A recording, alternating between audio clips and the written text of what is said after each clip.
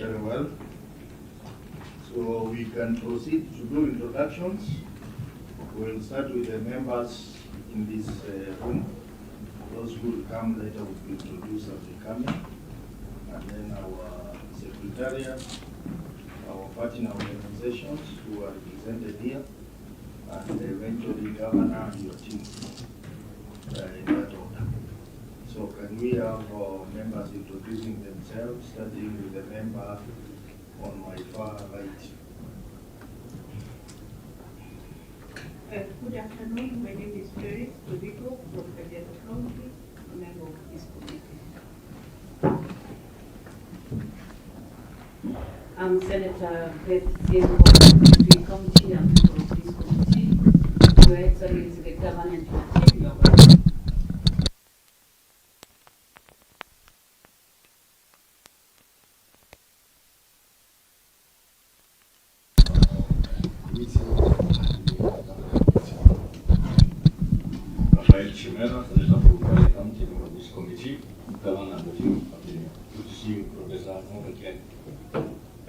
Good afternoon, everyone. My name is Senator George Bugwa from Nyakaro County, member of this committee. Governor and your team, karibu sana. Good afternoon, Governor and your team, members of the Senate and our partners and staff. My name is Godfrey Osotsi, the chairperson of this committee and Senator of the Committee. Yes, sir, from my Eric Mangat. Zainab Zilma, legal counsel to the committee.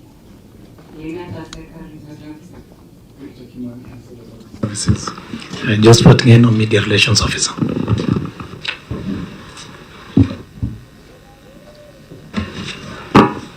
Good afternoon, Chair, honorable members, Your Excellency the Governor.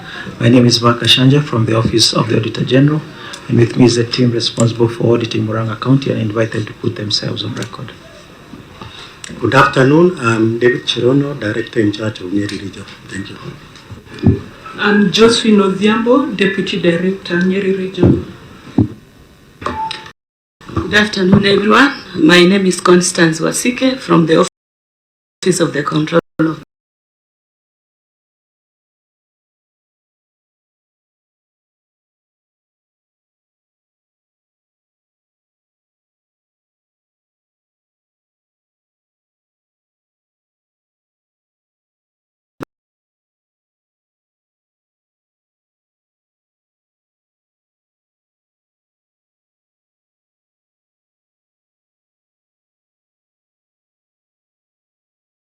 budget. Someone not here. Thank you, Chair. Governor Murang'a. It's James, the CCM's physical planning and Thank you, Chair. My name is Beatrice Gesheha. Can you Chief Officer. Thank you, Chair. My name is Hassan Abdurrahman, Chief Officer for Youth. Thank you, Chair. My name is Brian Delema, Chief Officer, Fiscal Planning and Urban Development. Thank you, Chair. Kamati Jogona is my name, Kagare Municipality Manager. Thank you, Chair. My name is Bernard Mugo, Municipal Manager Murang'a. Thank you, Chair. Bridget Werimo, Chief Officer Governance Coordination. Thank you, Chair. My name is Walter Odhiambo John, Principal Economist, Municipalities. Thank you, Chair. I'm Dennis Njoroge Mureithi, IT Municipalities. Thank you, Chair. My name is Charles Wamagata, Accountant, Kenya Municipality. Thank you, Chair. My name is Steve Maina, Finance Officer, Murang'a Municipality. Thank you, Chair. Tabitha Derito, Murang'a County. Thank you, Chair. Maureen Mokili, Murang'a County. Philemon Kebiro, Chief of Staff. Thank you. Charles Jonga, Legal Advisor. Thank you, Chair. Samuel Murigi, Chief Officer.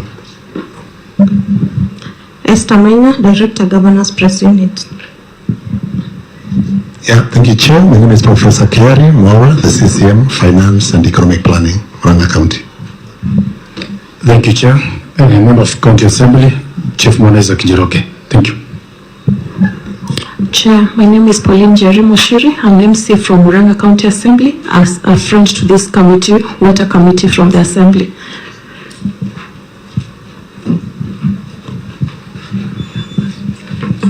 Are we done? Yes, Chair.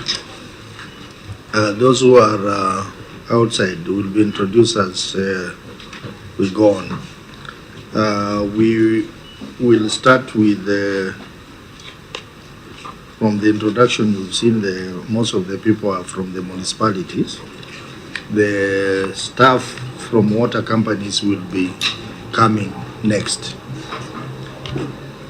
So, honorable members, we proceed to item 3 on the agenda, which is administration of oath of witness, and thereafter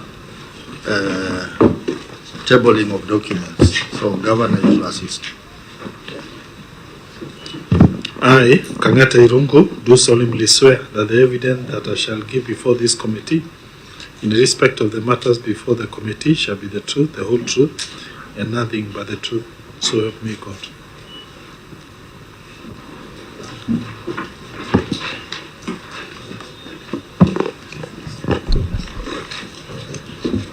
Honorable Chair, I hereby table the following documents before the committee for financial year 2024-2025.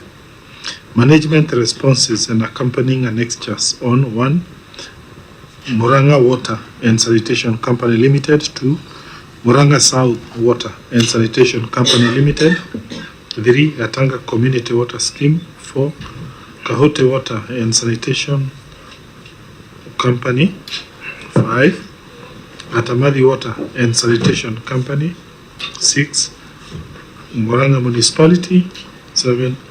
Kangari Municipality. And 9 and 8. Keno Municipality. Thank you.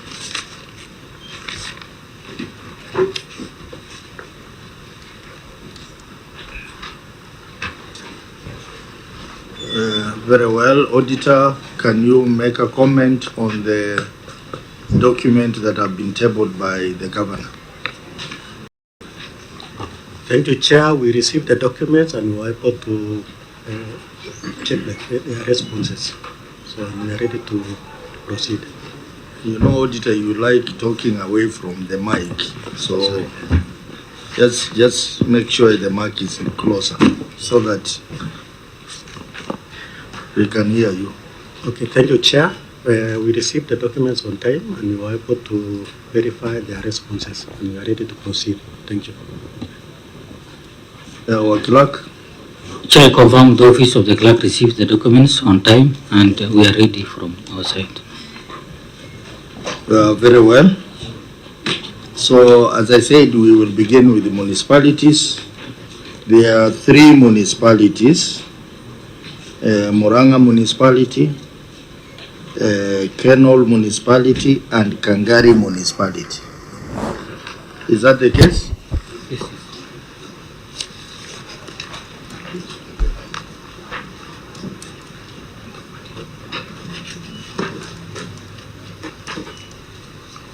So, Auditor, I would like you to give us a brief on these 3 reports, and then I will give direction on how we are going to proceed. Thank you, Chair. On the 3 municipalities, the 2 had an qualified opinion. That is the Kenol Municipality and Kangari, while Murang'a Municipality had a qualified opinion and with several issues. That is for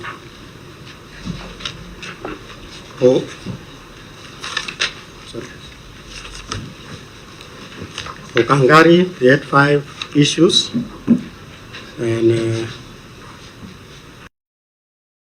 3 were partially addressed. For Kenol, they had 8 issues, and 4 not addressed, 1 partially addressed, and then 3 were addressed.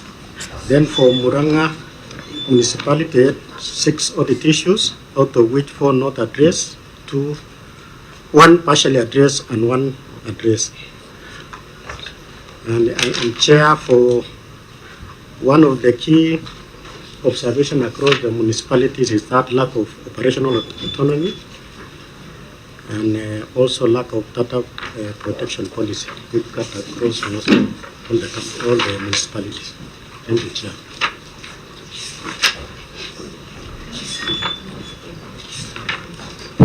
Chair, can I go on record, please? Proceed. Thank you, Chair. Good afternoon, everyone. Excellency Murang'a. My name is Senator Hamida Kibwana, member of this committee.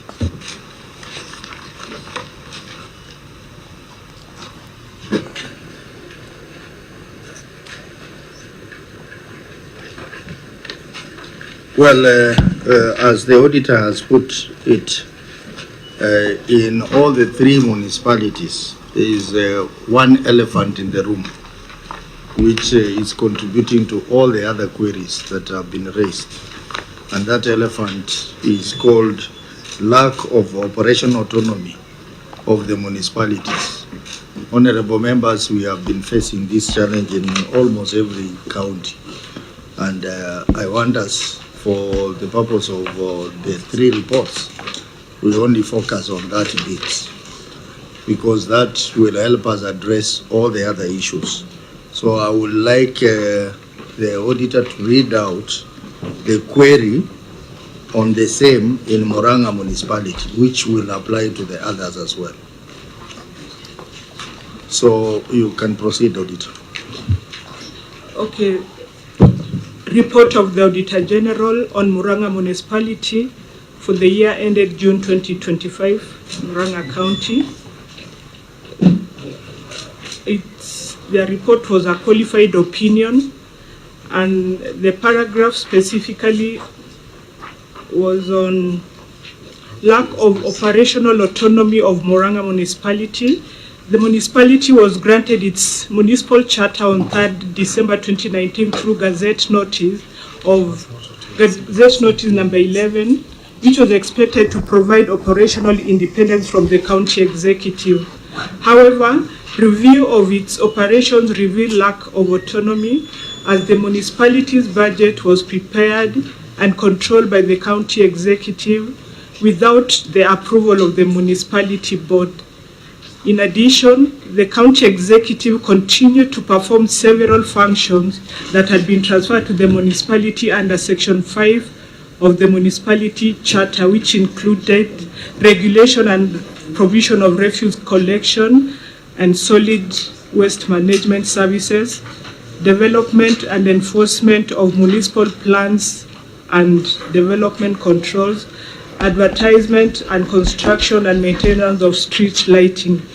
This is contrary to Section 21(1)(a) of the Urban Areas and Cities Act 2011, which gives the municipality board's executive authority as delegated by county executive.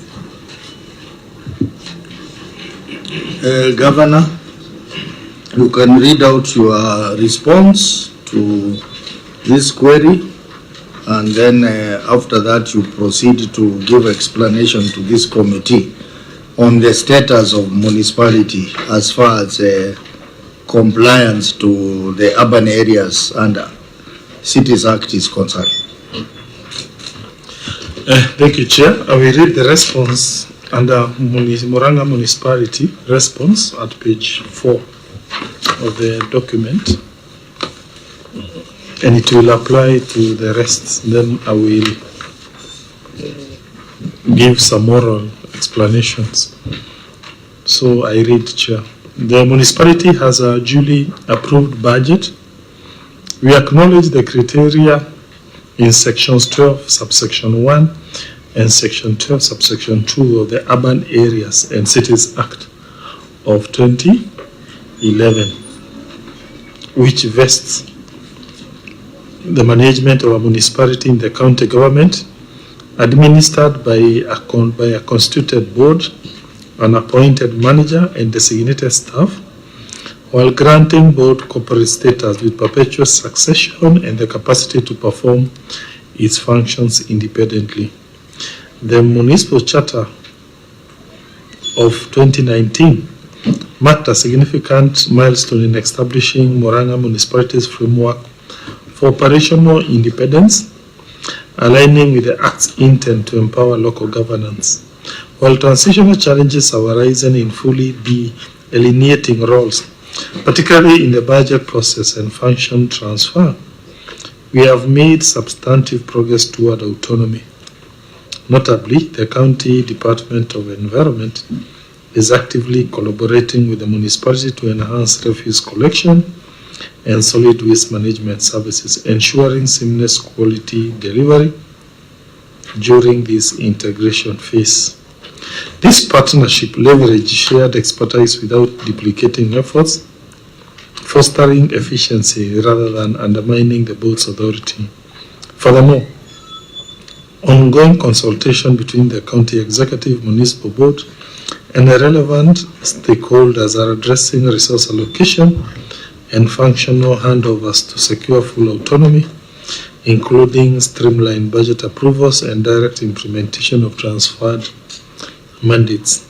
These efforts demonstrate a commitment to the Charter's provisions, with the board already exercising oversight in strategic planning and service monitoring, even as administrative alignments continue.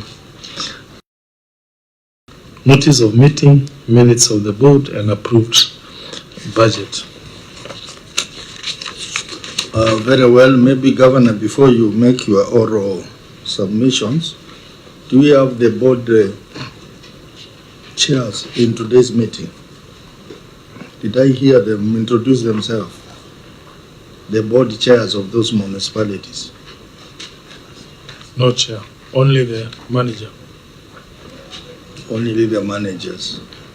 I think it's because there is powers vested in the board. You need, next time you come with your board chairs as well.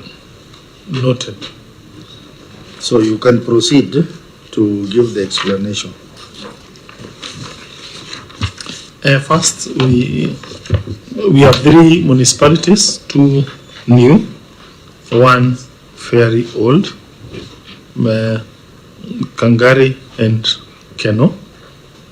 So maybe for now we can assume the 2 are still at the gestation period.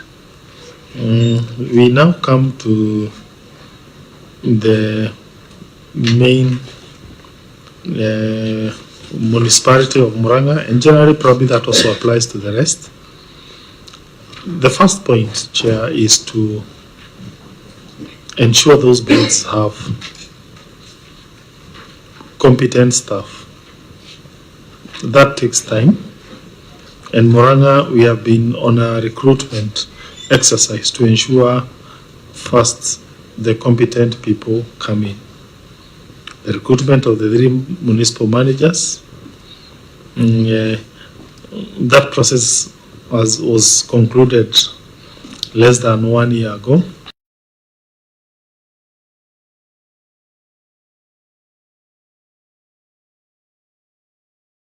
So that's something that we have also done recently, because 2 were new. Murang'a was also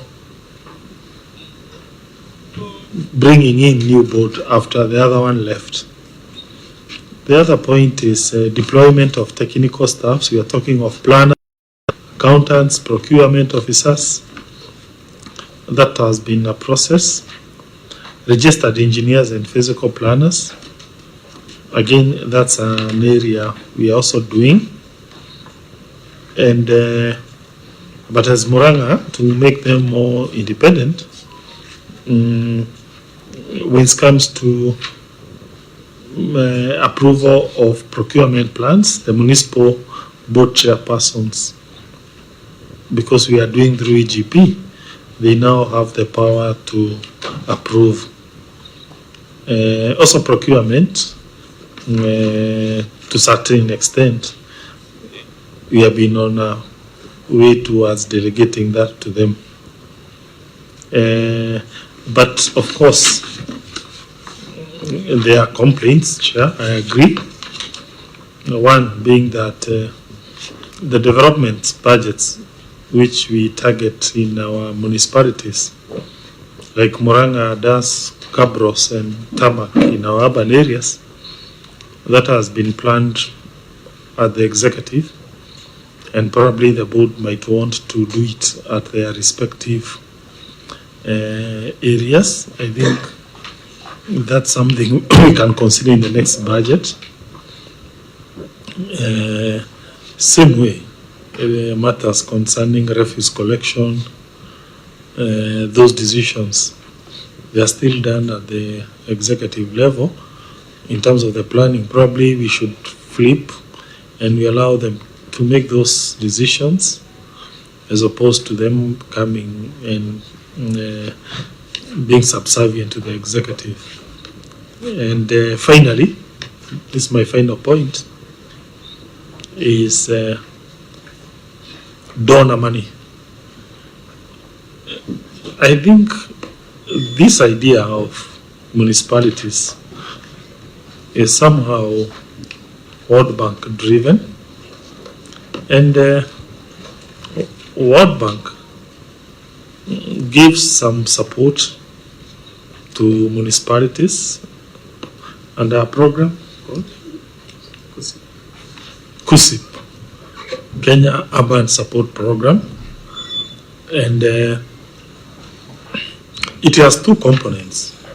Component number one is capacity building, and that Murang'a received that support, and the board has been capacity build. Also, the municipalities use that part of that money to also do something called geospatial mapping. That is sending some young people to go around Murang'a to register businesses under GIS, so that our municipalities know, using technology, what businesses they superintend. Once that process is done, now the second component of KUSIP will bring development, and I think which will be done by the three municipalities. The point is, once that World Bank-led KUSIP program is done, I suspect municipalities will be more independent. Thank you, Chair. Maybe, Governor, you can go to the specifics so that members can understand further the level of your implementation of the Act. Just tell us staff establishment. Are you still running the payroll for the municipalities? Do you have your own staff establishment, or there are seconded staff? Revenue collection, how is it being done? Is it still being done by the executive? Transfer of, you use the word transfer, but we have since learned in this committee, it is delegation. It is not a transfer, because the relationship between the municipality and the executive is an agency relation. So it's a delegation of functions. Have you gazetted delegation of functions, and to what extent have they been implemented? And then members, you, based on those responses, you can come in with your question.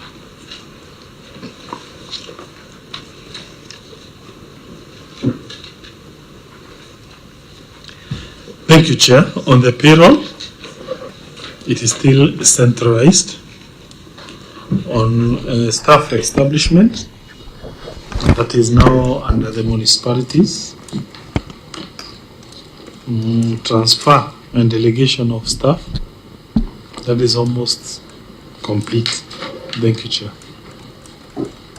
So members, you can chip in. Oh, revenue. Yeah, revenue.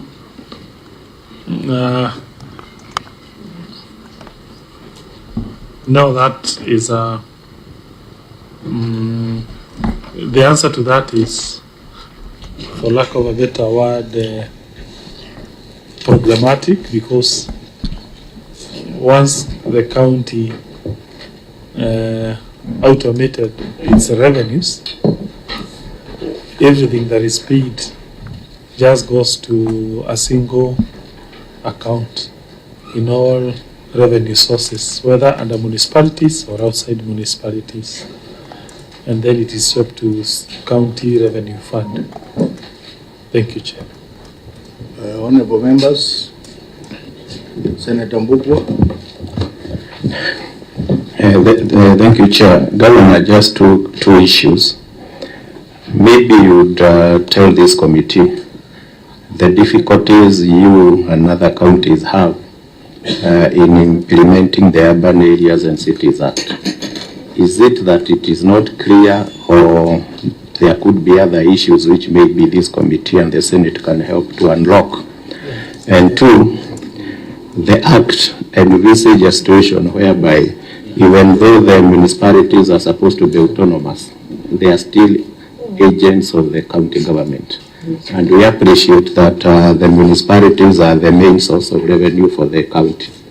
The relationship was supposed to be such that if the executive agree with the municipality, when the revenue is collected, you agree on what will be used by the municipality and what the executive would use to develop other areas. Do you have such an arrangement, or what could be the difficulties in implementing this role? Chair, can I come on record? Come on record. Thank you, Chair. My name is Agnes Kavimba Mudama, the Senator from Machakos County, and a member of this committee. And just to follow up on what Mbugwa has left, Governor, I know you well, and I know this is not hard for you to implement. Tell us what is the challenge, because even if you give them autonomy, they are still under you, because it's just a duty you are delegating to them.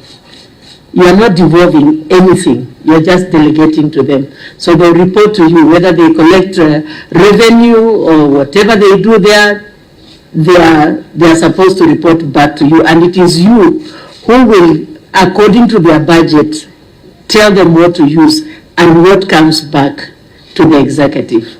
Thank you, Chair. Senator Newton. Thank you, Chair. As you are all aware, of course, I'm not a member of this committee, and so I'm not very well versed with the issues that you bring up here. But I'm just wondering, Governor, who appoints these board members?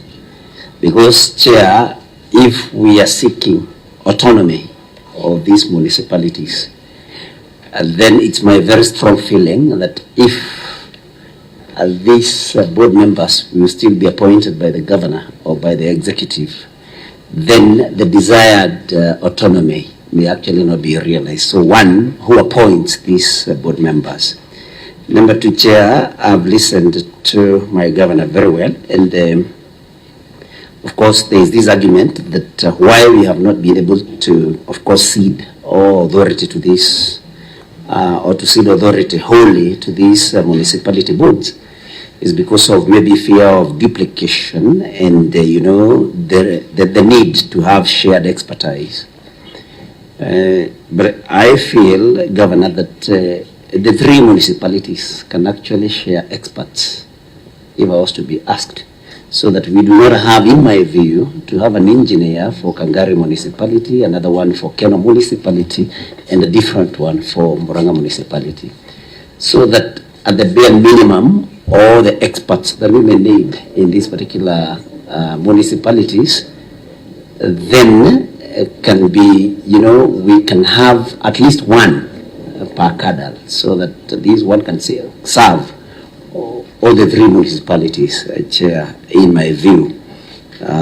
Because of course, then we do not want to duplicate, we do not want to have somebody who sits in kennel while, does something for just something small for a week, and then we have another one in Kangari. We can share these experts. So that's my feeling, Chair, but most importantly, who appoints these boards? And Chair, finally, it would have been very good, as you observed, for board chairs to be here so that they can tell us, is it really their desire to continue operating under the county government, or this is something that the county government is forcing on them. So, Chair, I also share your idea that next time these board chairs should be there to be able to shed enough light onto why actually full autonomy has not been achieved. Thank you. Governor, you can respond to the senators.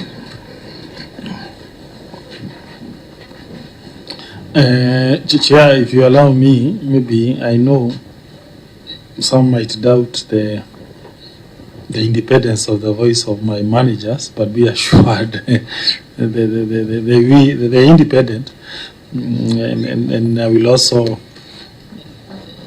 I'm sure you'll protect them if they say anything that might not be so good to the executive. So I can give them 1 minute each to say something, starting with Keno. That's the manager, not the board chair. Yeah? Hold on. Okay, proceed.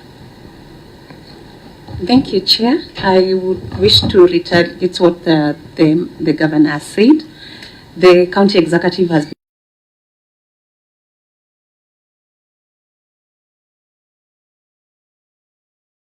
so we are progressively going towards autonomy, and we want to appreciate the support the governor has been giving to the municipalities. Thank you. Okay, Kangari. Oh, no.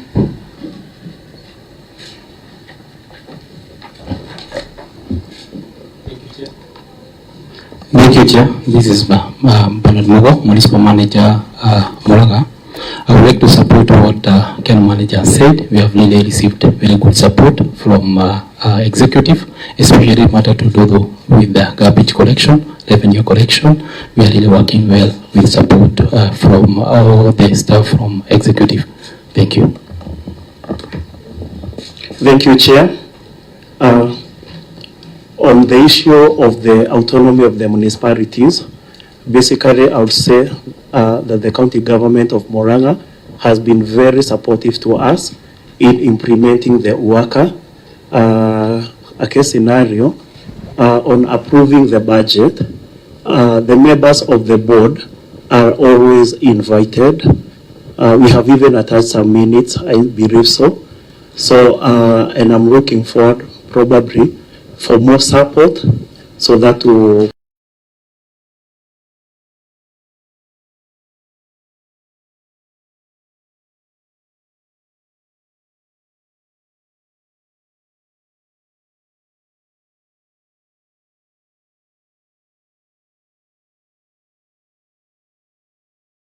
Anyway, Governor, proceed. Yes, okay, the truth is, from where I see it, if you want municipalities to be independent, Senate should consider amending the law.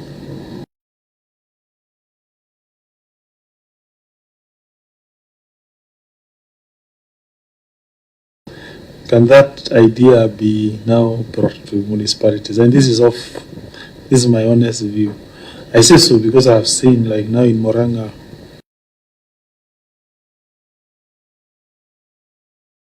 decision making. In fact, they are now become independent of us completely. They do their own budget. They do their own things, their own procurement, and by the way, I think it was a very good law. I think the Senate should be happy with that law, because when I look at, in fact, when the municipalities, you can ask them, they compare now in terms of the money they are paid by the hospitals for water, yeah, and before FIF, then they will see now they are receiving a lot of money from the hospitals, unlike before. And when you look at our revenue in our hospitals, it seems to have doubled since FIF came in. It appears when people have the idea that they have their own budget and expend, they seem to get more morale. So for me to answer your question in an honest manner, consider that concept.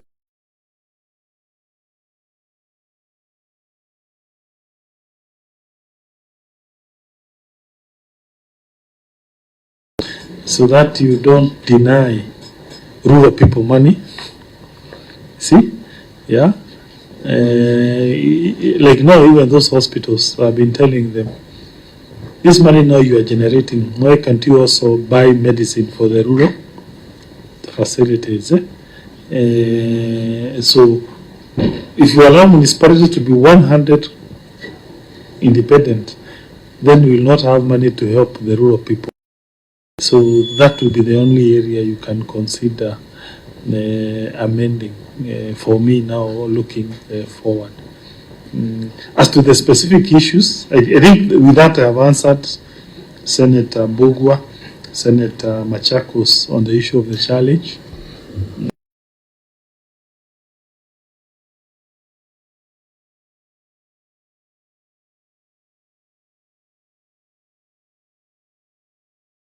The governor is nowhere on paper. But yeah, so that's it on the shared expertise.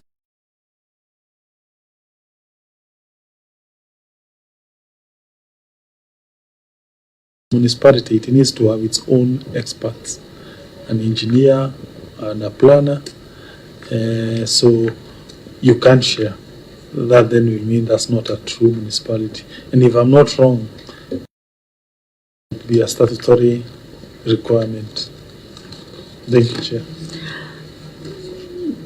But Governor, you're talking of those other small municipalities, the small markets, benefiting from the main municipalities. Here, you are only delegating duties. So you still have authority to direct them on what to do. So that does not stop you from giving them autonomy, and also the law. What does the law say about municipalities and autonomy? Legal.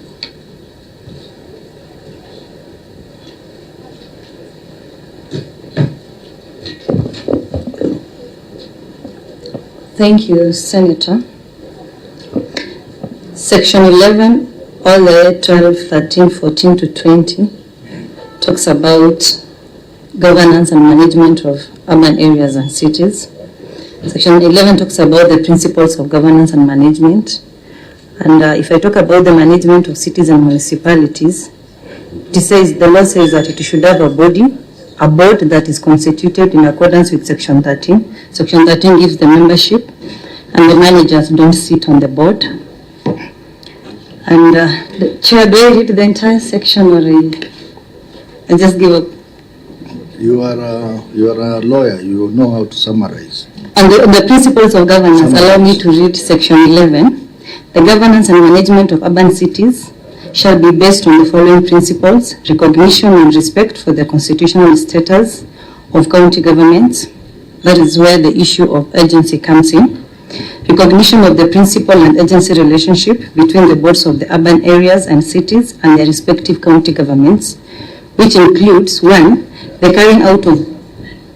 carrying out by a board of such functions as may be delegated by the county government, financial accountability to the county government, and the governance by each board for and on behalf of the county government.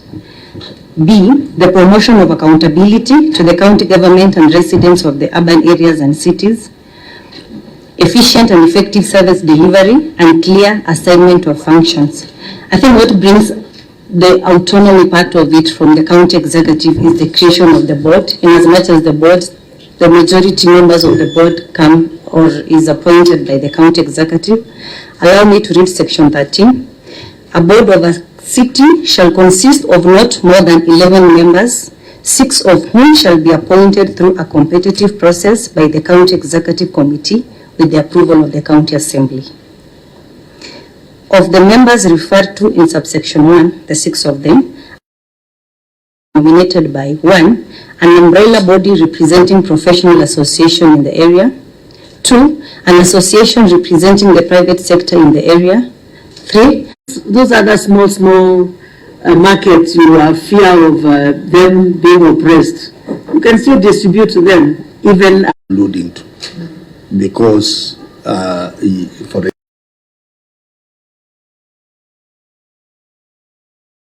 executive and municipality, because the relationship is an agency relationship between the executive and the municipalities. So I think an attempt should be made to implement these urban areas, because nearly all the counties that have appeared before us, except one, have made a serious attempt to implement the Urban Areas and Cities Act. The ones which have done, they have only given a charter and maybe transferred the function by way of gazettement, but not practically, and then nothing happens. Very little happens in the municipality. So it is our desire as a Senate that this law be implemented. Let us implement it. Where there are challenges, we will address the challenges as we go on. But just leaving it to hang there, I don't think that is the way to go. So, Governor, you know you are among the very progressive governors. We want to encourage you to take the lead and at least do something as far as these municipalities are concerned. So, honorable members, any addition to that?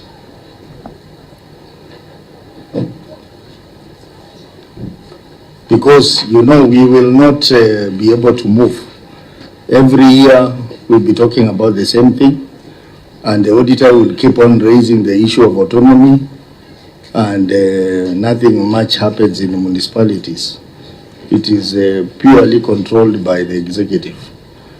So I think we want to encourage you to make some strides in implementing this law, so that there was a good reason why someone, in fact, this act was actually pushed by World Bank, the same World Bank that is giving support to municipalities. So I think there was something good out of it, which counties can benefit. Mark, you have anything to say? Chairman, was just to comment, just as you have said, that so long as there is failure to implement or comply with the Urban Areas and Cities Act, this will continue being an audit query going forward. So, Chair, I think that's important for the committee to note. Senator Mbugua, I think we'll close with you. Maybe mine is just to urge the governor, because as the chair you say is very progressive. If as governors you are not comfortable with this rule, this committee and the Senate is open. You can come with proposals on where you think we can amend so that we can align. Instead of every time we have an audit, it is be a query. Maybe you can sit down and come to us, and we are ready to listen on what you need. We think we need to maybe amend.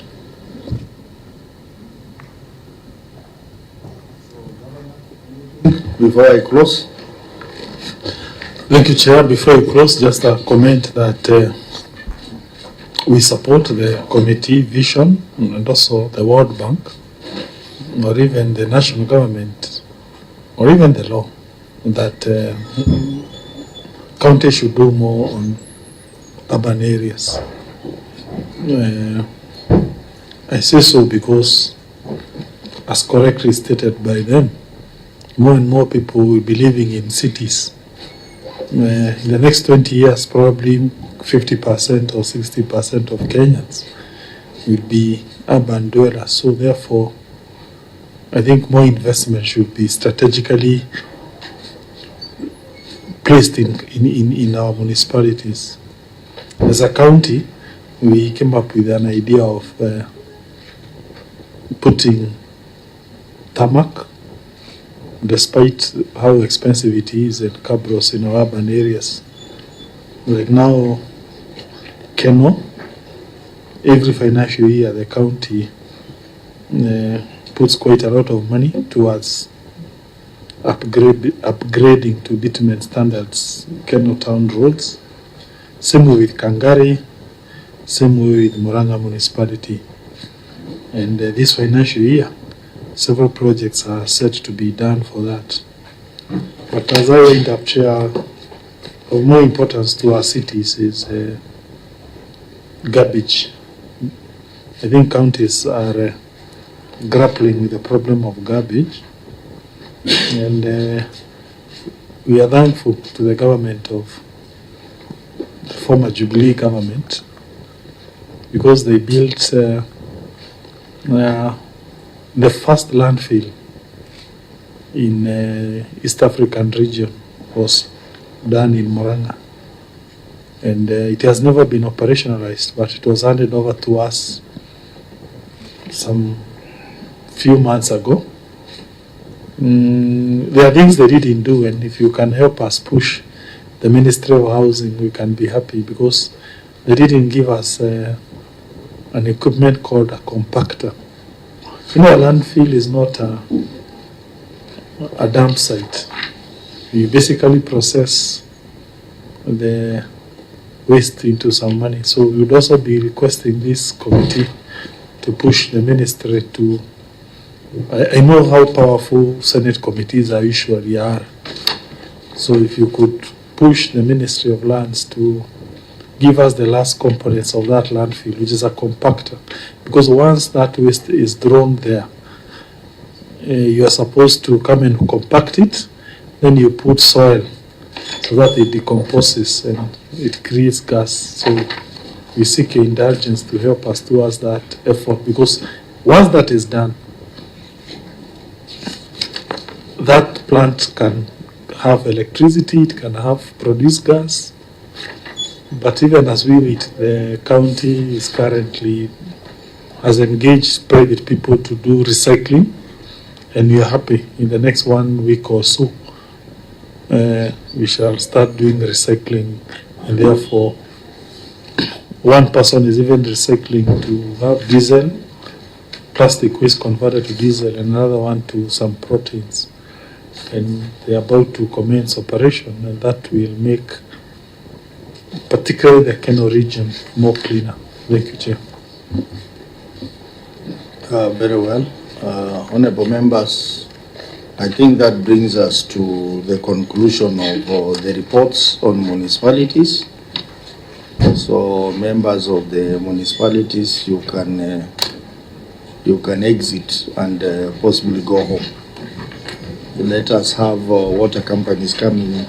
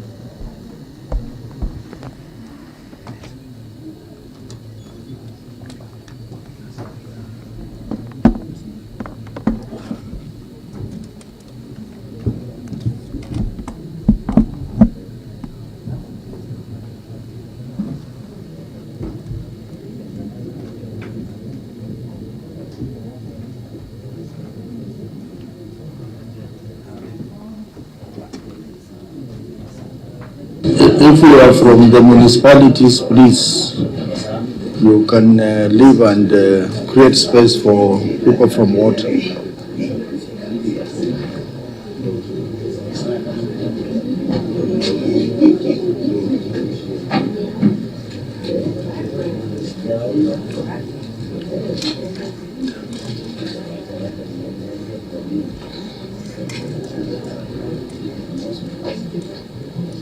So I think we can start. Governor, maybe you can help us in introducing your team from the water companies.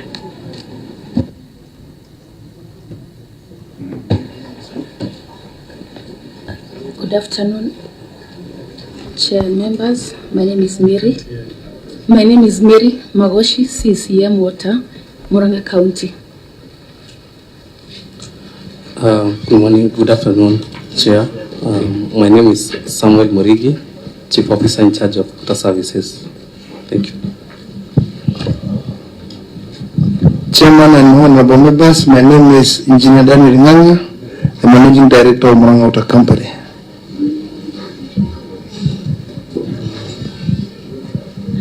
Good afternoon, Chair. My name is Diana Mudhoni, nominated to represent gender, the Chairperson, Energy, Environment, Forestry, and the member of Water Committee, Murang'a County Assembly. Thank you. Good afternoon. My name is Margaret Gishia, Chair, Water Committee, Murang'a County.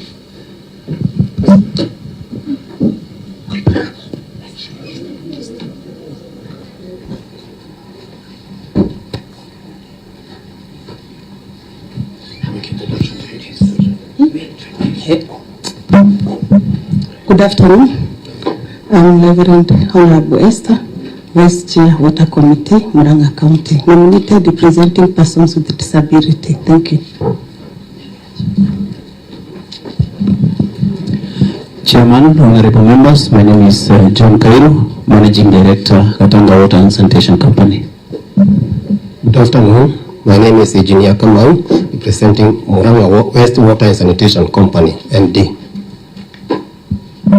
Good evening, everybody. This is Vanusa Yusuf, the County Chief Officer for Trade, Industry, Tourism and Cooperative Development.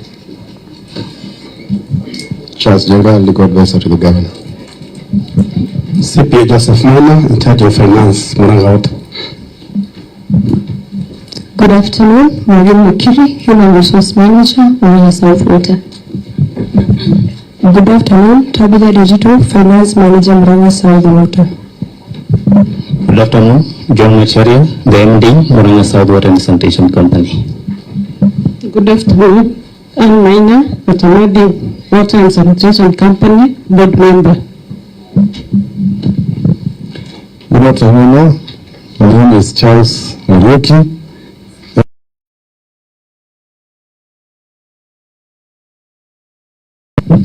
Good afternoon. My name is John Nyomo, a board member at Amadi Water.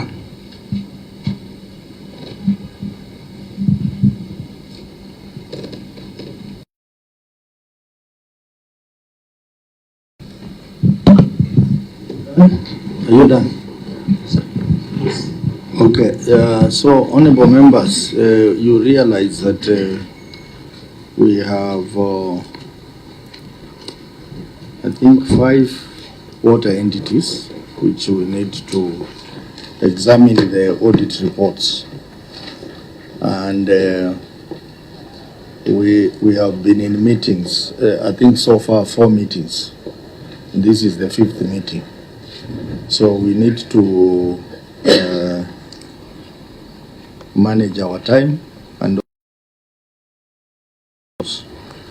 so what I'm directing is that we will only pick the key audit queries, and once we pick an audit query, because most of these audit queries are cross-cutting, all these water companies, we will confine our discussion simultaneously. For example, if we are talking about receivables, we will talk about receivables in the 5 entities. That will help us each time. So as opposed to going through each report individually, we will deal with the issues which are cross-cutting.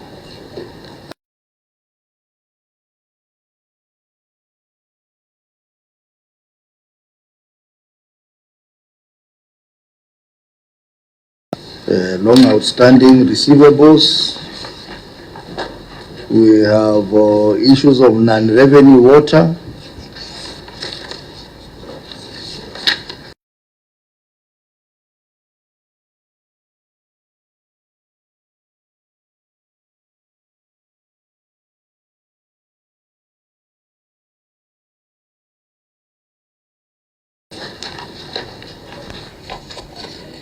I hope the auditor, you are writing down those issues.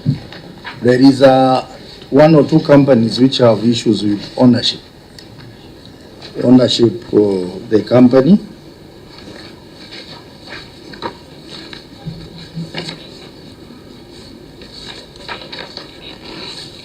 Did I talk about payables? Long outstanding payables. There is one or two companies which have an issue with the customer deposits.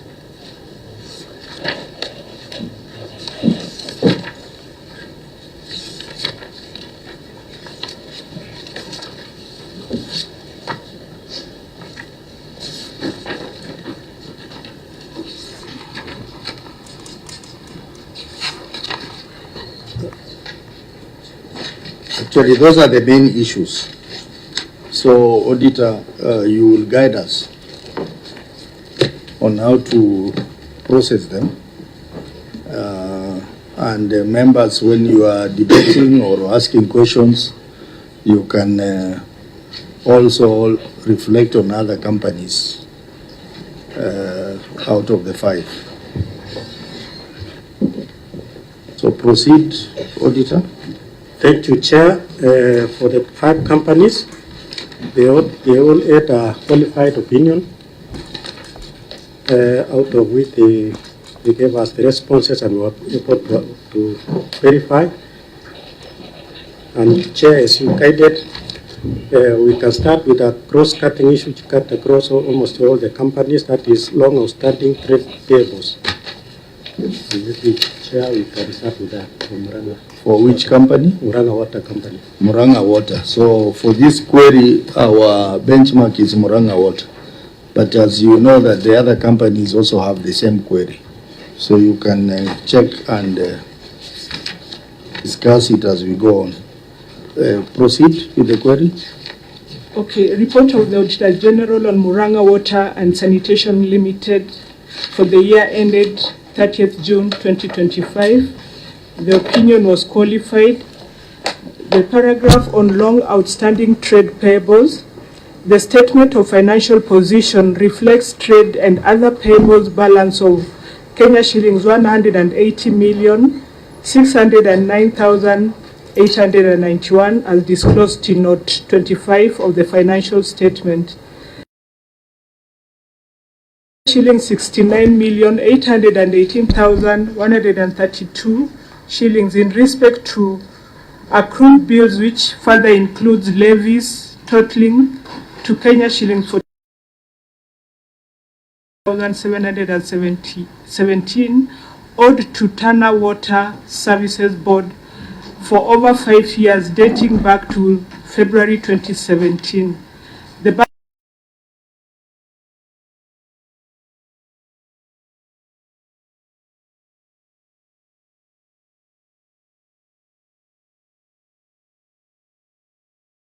The amount totaling Kenya shillings 24,675,530 owed to other suppliers has been outstanding for over 90 days. In the circumstances, the accuracy and ability to clear these long outstanding accrued bills of Kenya shillings 69,818,132 could not be confirmed. Very well. Governor, your written response for Murang'a Water.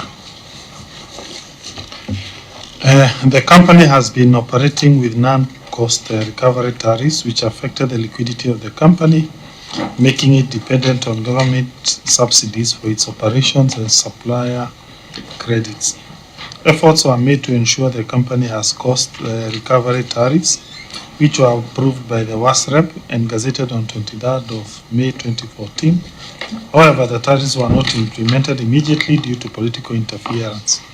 The same tariffs have expired, and the new ones approved by WASREP in 2019 are yet to be gazetted, hence the challenges of settling the outstanding debts. We have made a new application which is being considered by WASREP.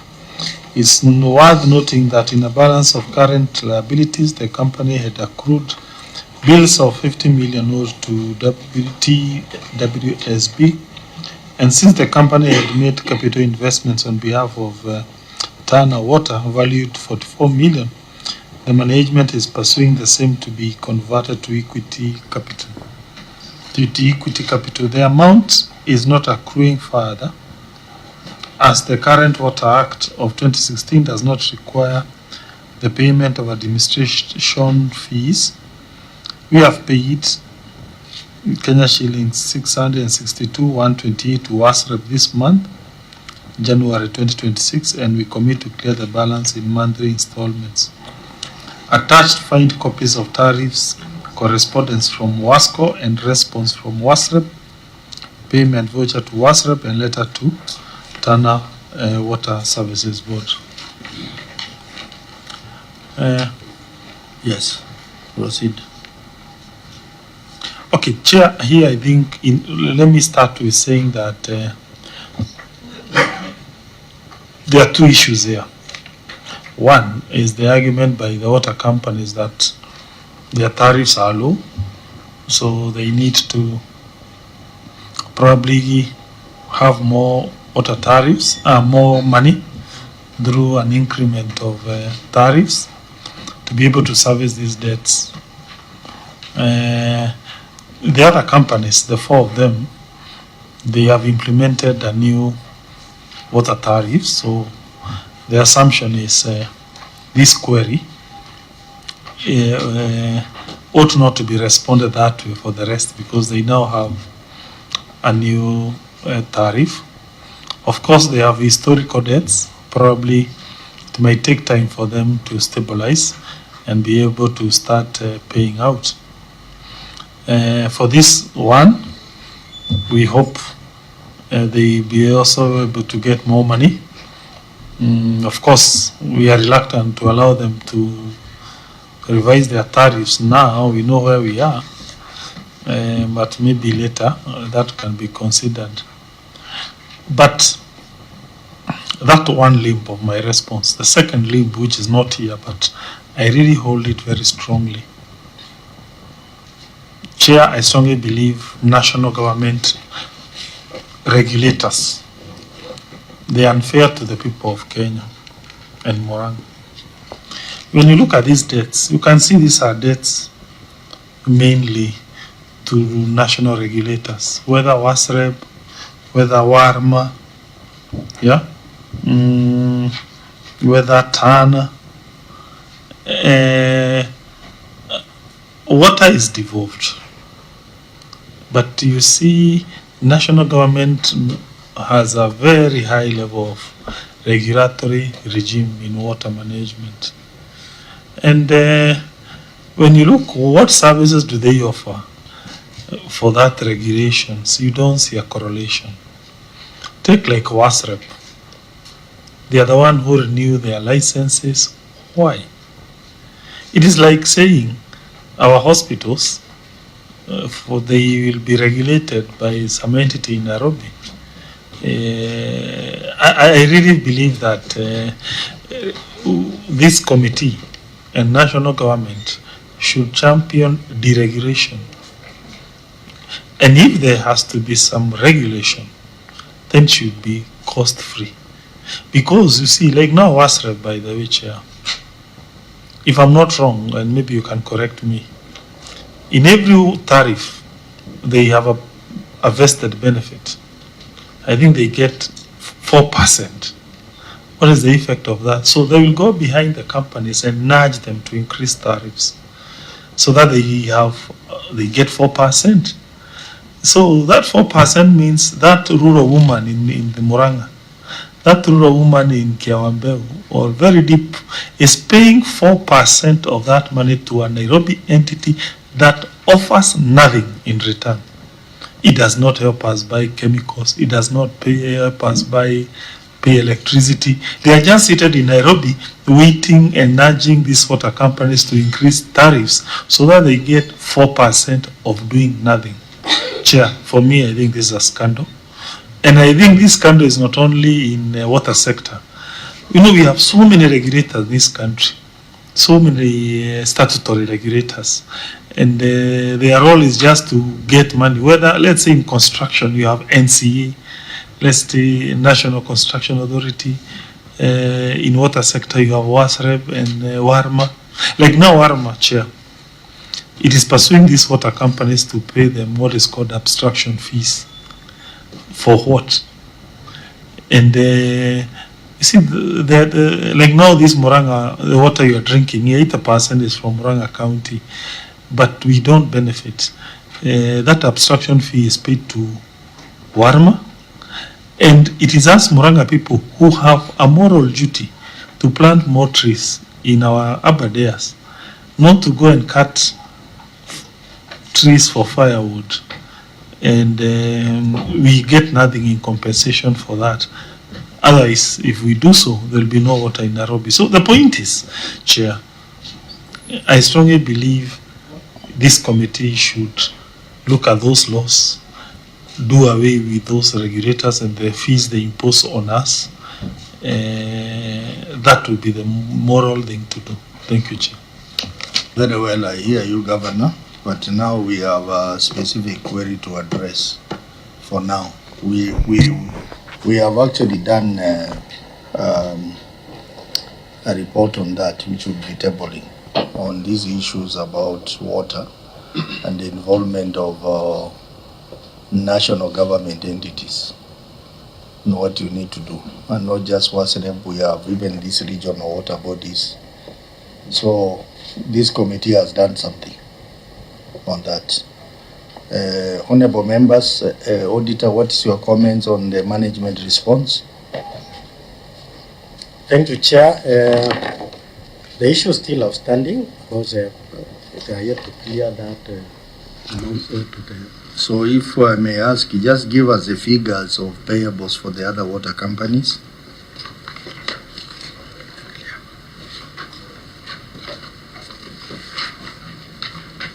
Outstanding payables. Okay, for Gatamathi, we have 74,426,556. For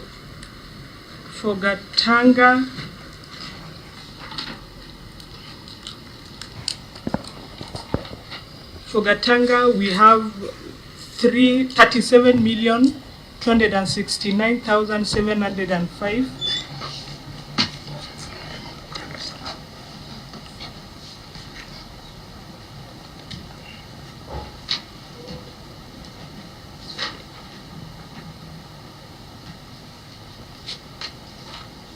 For Murang'a South,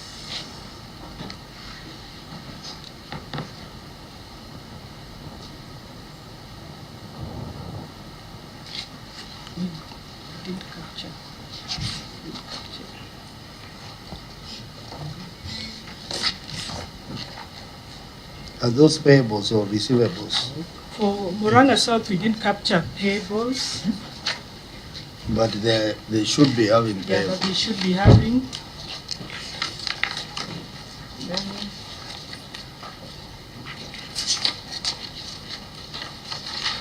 I think it's there. It's there. It's Murang'a South. For Murang'a Water, we have 180,609,891.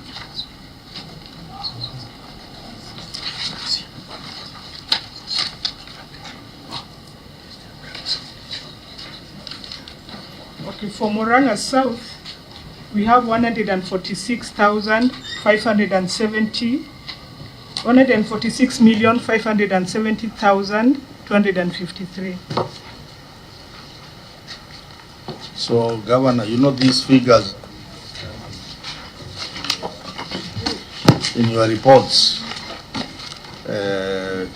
even the earlier reports we looked at. So, what plan do you have to reduce these figures?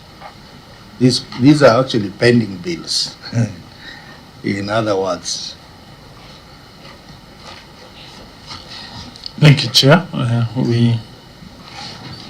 The companies will progressively pay. As you can see, as per the report from Murang'a, we have paid some money this month, and we promise we will continuously pay to all those whom we owe money, including the statutory bodies. Thank you, Chair. Senator Murang'a County. Thank you, Chair. I think I'll address myself to the issues, the response by the governor relating to Murang'a South, to Murang'a Water and the sewerage company, that is Moasco. Chair, it was a submission of the governor that the major reason why we have these payables is what is being referred to here as non-cost recovery water tariffs, which of course is a very convincing reason, Chair, because then costs could be going beyond revenues. But then, Chair, extraordinary times call for extraordinary measures. So probably we may want to know what cost-cutting measures the water companies have devised, because if we cannot be able to use the new tariffs, then we need to cut on costs. And in mind, Chair, I have reducing, for example, reducing non-revenue water, what do you call it? So that is one of the cost measures that can be employed. So maybe I may want to know whether we have any such. And number two, Chair, it was a submission of the governor that the other companies other than Moasco have been able to implement new tariffs. But Moasco was affected by, there was political interference. So maybe for clarity, this committee may want to know, because these companies operate in the same county, why political interference then affected only Moasco and not the other companies in terms of implementing the new water tariffs, Chair. The other thing that we may need to, the government may need to shed light on, is this figure of 44 million Kenya shillings that Moasco made as a capital investment to Tana Water Services Board. What was the arrangement when Moasco made this particular investment of 44 million, which now they want to convert into something else. And Chair, I agree with the governor totally that these regulatory bodies are charging a lot of money for nothing. But then even as the governor throws the ball to our court, what efforts have they made as a council of governors? Because, Chair, I think it would carry more weight if a petition came to the Senate from the council of governors, so that then we can pursue it and see whether we can be able to then sort out this injustice that has been there. So, Chair, those are my concerns. And finally, on a light note, to remind the governor, because he kept saying that rural woman will pay this, that rural woman will pay that, to just remind the governor that they are also rural men. And basically, they are the ones who pay, not the rural women. Thank you, Chair. So Governor, maybe you can respond to that. Chair, on a light note, wanawake ndio wenda kuchota maji. I was talking about pay. Men are the ones who pay in the village. Are you trying to imply women don't have money? Just fighting for the boy child who is neglected everywhere. Governor, proceed to respond to the queries. Chair, allow me to yield to the MDs.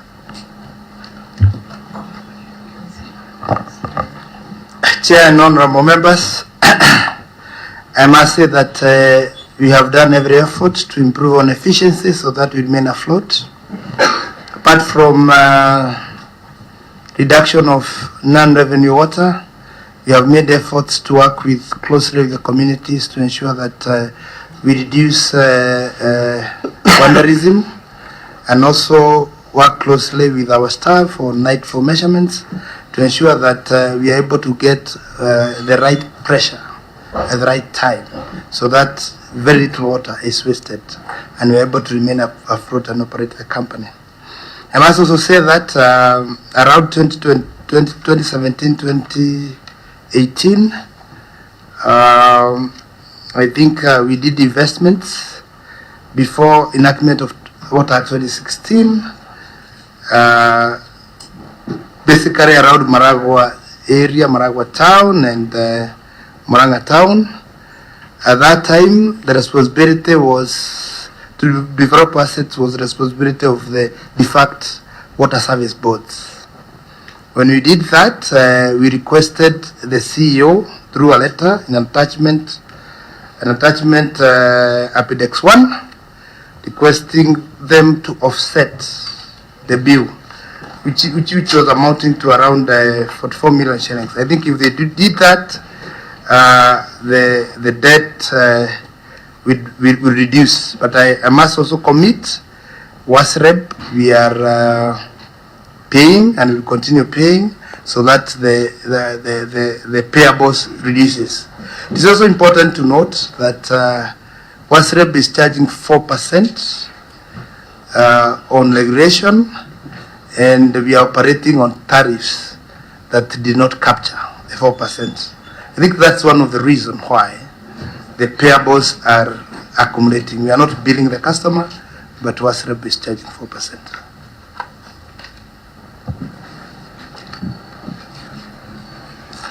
Chair, another MD. Sorry for cutting short the Governor, Chair. The investment of 44 million with Tana Water and Services Board. And then on that, you had indicated that you wanted to convert it into equity capital. How would you do that for a public body like Murang'a Water? Yes, Chair, I think we did that investment on behalf of Tana Water Board, and therefore we were requesting, because even to date they hold the assets on behalf of the government, because the issue of transfer plan has not been concluded. Because Tana Water is a public body, Murang'a Water is a public body, and we did investment on their behalf, we were requesting them to convert it to equity, because basically we did on behalf of them. There is the arrangement that I'm interested in. Moasco did it on behalf of TWSB. What was the arrangement? You know, if you do something on my behalf, we have to have an arrangement. Why are you doing it on my behalf? That is maybe what I would want to be clear on. And Chair, I think at that time we had requested for investment from Tana Water Services Board, but when we were doing the investments, we notified them that we are doing these investments because of the demand of the residents of Murang'a.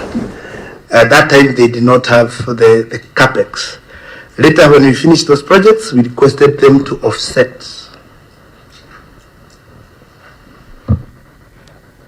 That is something maybe we need to get time to understand further. because you know the issues of shareholding are defined in the Water Act very clearly. It's my understanding that Murang'a Water wanted to make some investment to meet a growing demand. But if I got it right, it is actually TWSB that was supposed to do this on behalf of Murang'a. But then I think Moasco had more than sufficient resources and invested on did an investment that was supposed to be done by Tana Water and Services Board. Exactly. Thank you. Can I have a submission by Murang'a South? And then we move to the next query on that matter.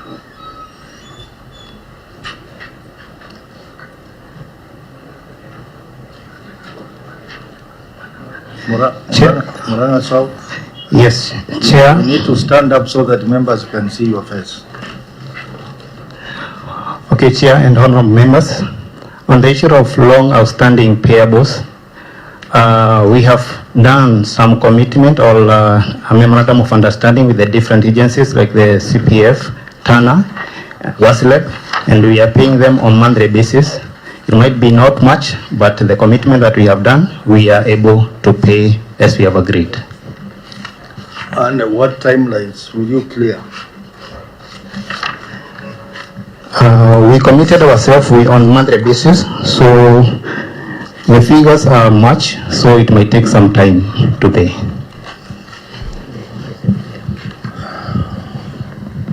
So the point I want to say is that these queries have been recurring. The query on outstanding payables. I think, and we have interacted, I think this must be the fourth time we have interacted, and the queries are not disappearing from your records. So I think, Governor, you need to task your people to give more emphasis on this query so that the debts are reduced. You come and you say you have reduced at least 50%. That's better than not doing much. So I think we need to see more effort around there, reducing the payables to acceptable level. So if there is no any query, honorable members, I can request the auditor to proceed to the next query. Okay, thank you, Chair. The other cross-cutting issue is long outstanding receivables.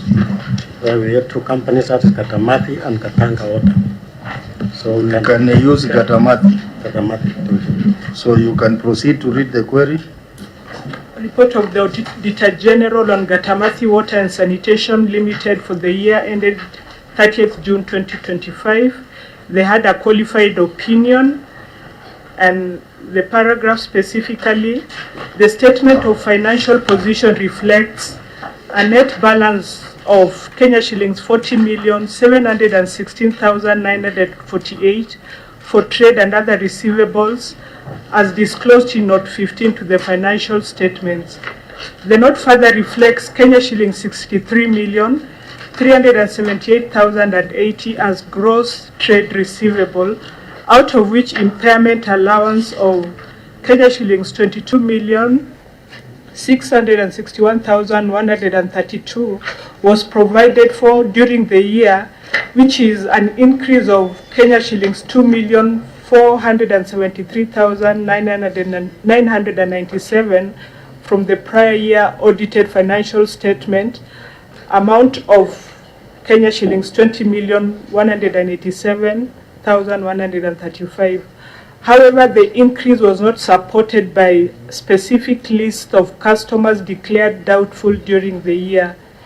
In addition, gross balance of trade and other receivables includes an amount of Kenya shillings 36,452,270 in respect of dormant accounts composed of Kenya shillings 22,000,000 662,132 and Kenya shillings 13,791,137 for individual and institutions accounts respectively, out of which outstanding debts amounting to Kenya shillings 17,059,125 had been dormant for more than 5 years, representing 47% of the total dormant accounts.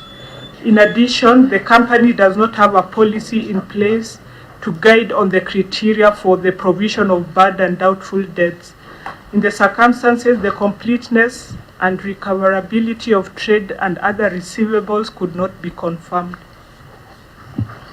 Governor, the management response. The company has a policy of disconnecting customers who have accumulated balances for over 3 months. Over time, the list of disconnected customers has been rising as majority of those disconnected are not paying their debts, leading to an accumulation of 36,452,270 for the dormant connections. To manage these debts, a debt management and revenue collection section has been constituted, which has been engaging customers for an agreed payment modalities as they are reconnected back. This has assisted the company to revive 549 connections for the period between 1st July 2025 to 31st December 2025, who have paid a total of 1,132,322. We have further reviewed the individual debtors' balances and have determined that, based on available evidence, a high percentage of debts remain fully recoverable, and the company has a target of reducing dormant accounts balances by 10% in the current financial year, Annexure 1. Further, the management has recommended for board approval a debt swapping of customer deposits and water debts with an intention of reducing dormant accounts receivables for those customers proving difficult to reconnect. Provision for bad and doubtful debts. We have assessed and made a provision for impairments of 22,661,132, basing on all customers on cutoff at the close of the financial year, an increase of 2,473,997 shillings from the prior year has been attached. Annexure 2. Provision for bad and doubtful debt policy. Regarding lack of policy to guide on provision for bad and doubtful debt, the company has a debt management policy in place, which also anchors in it the policy on provision for bad and doubtful debts.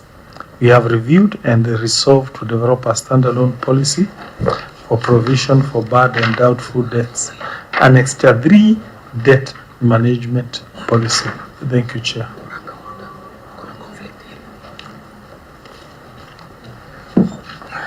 Very well. Auditor, your comments on the response, even as you also talk about the other companies.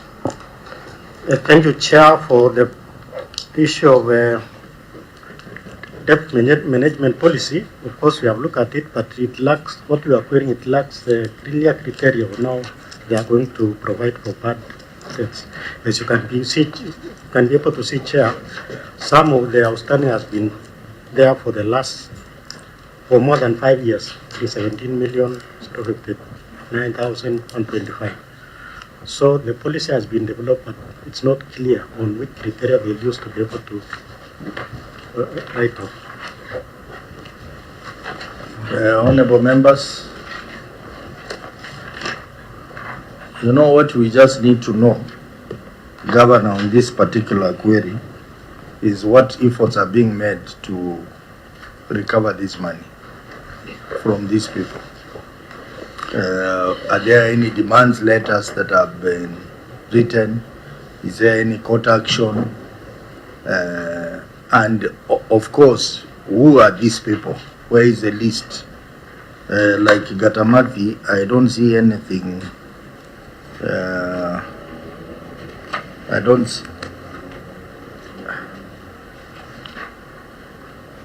we have a list of revived connection, but who are these people who owe the company money? I think that information is missing. And then in that list, who are the institutional customers and who are individual customers?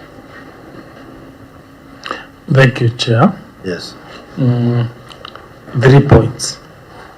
Point 1, yes, it is true. We might have missed some documents that would show you who are these people. Maybe if you give us some few days, we can provide it. Number 2, what are we doing?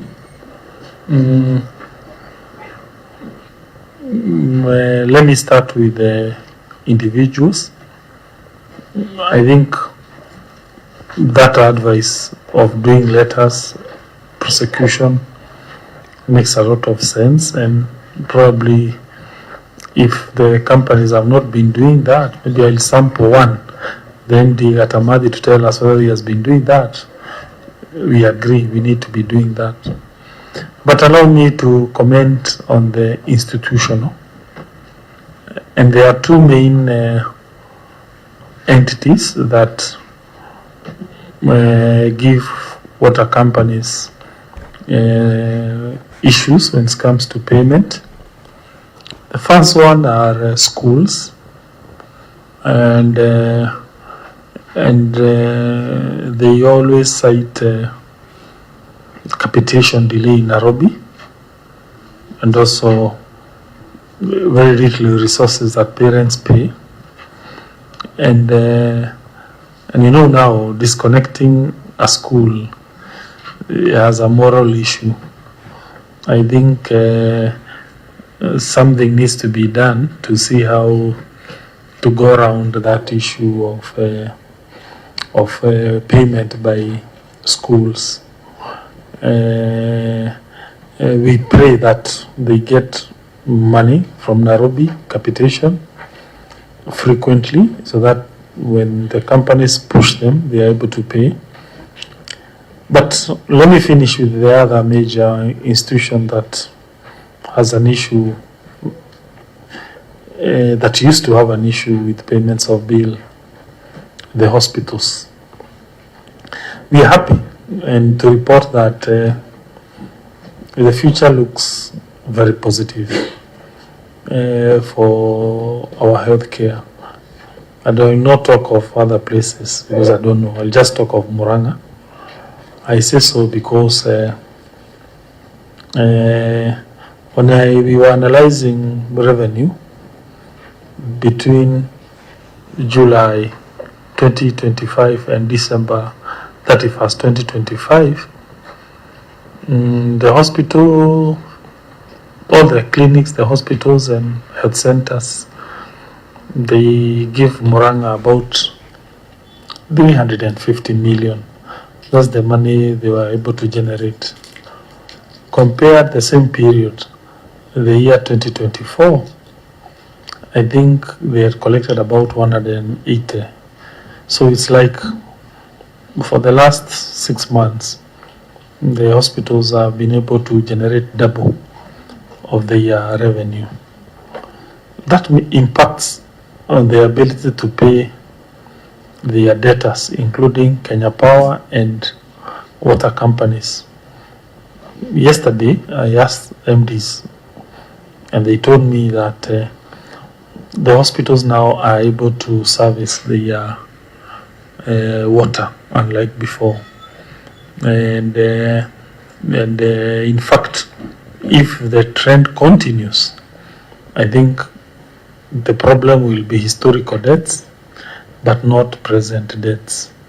And therefore, in fact, some water companies that used to have a problem of being underwater financially, like Kahuti, I think it is now out of the red. When I look at material uncertainty, I didn't see Kahuti and Murang'a water. So the point is, if the revenue of all our medical facilities continue being on a positive trajectory, then the water companies will also be paid their money. Then we shall be left with the legacy debts. Maybe Katamadi, MD.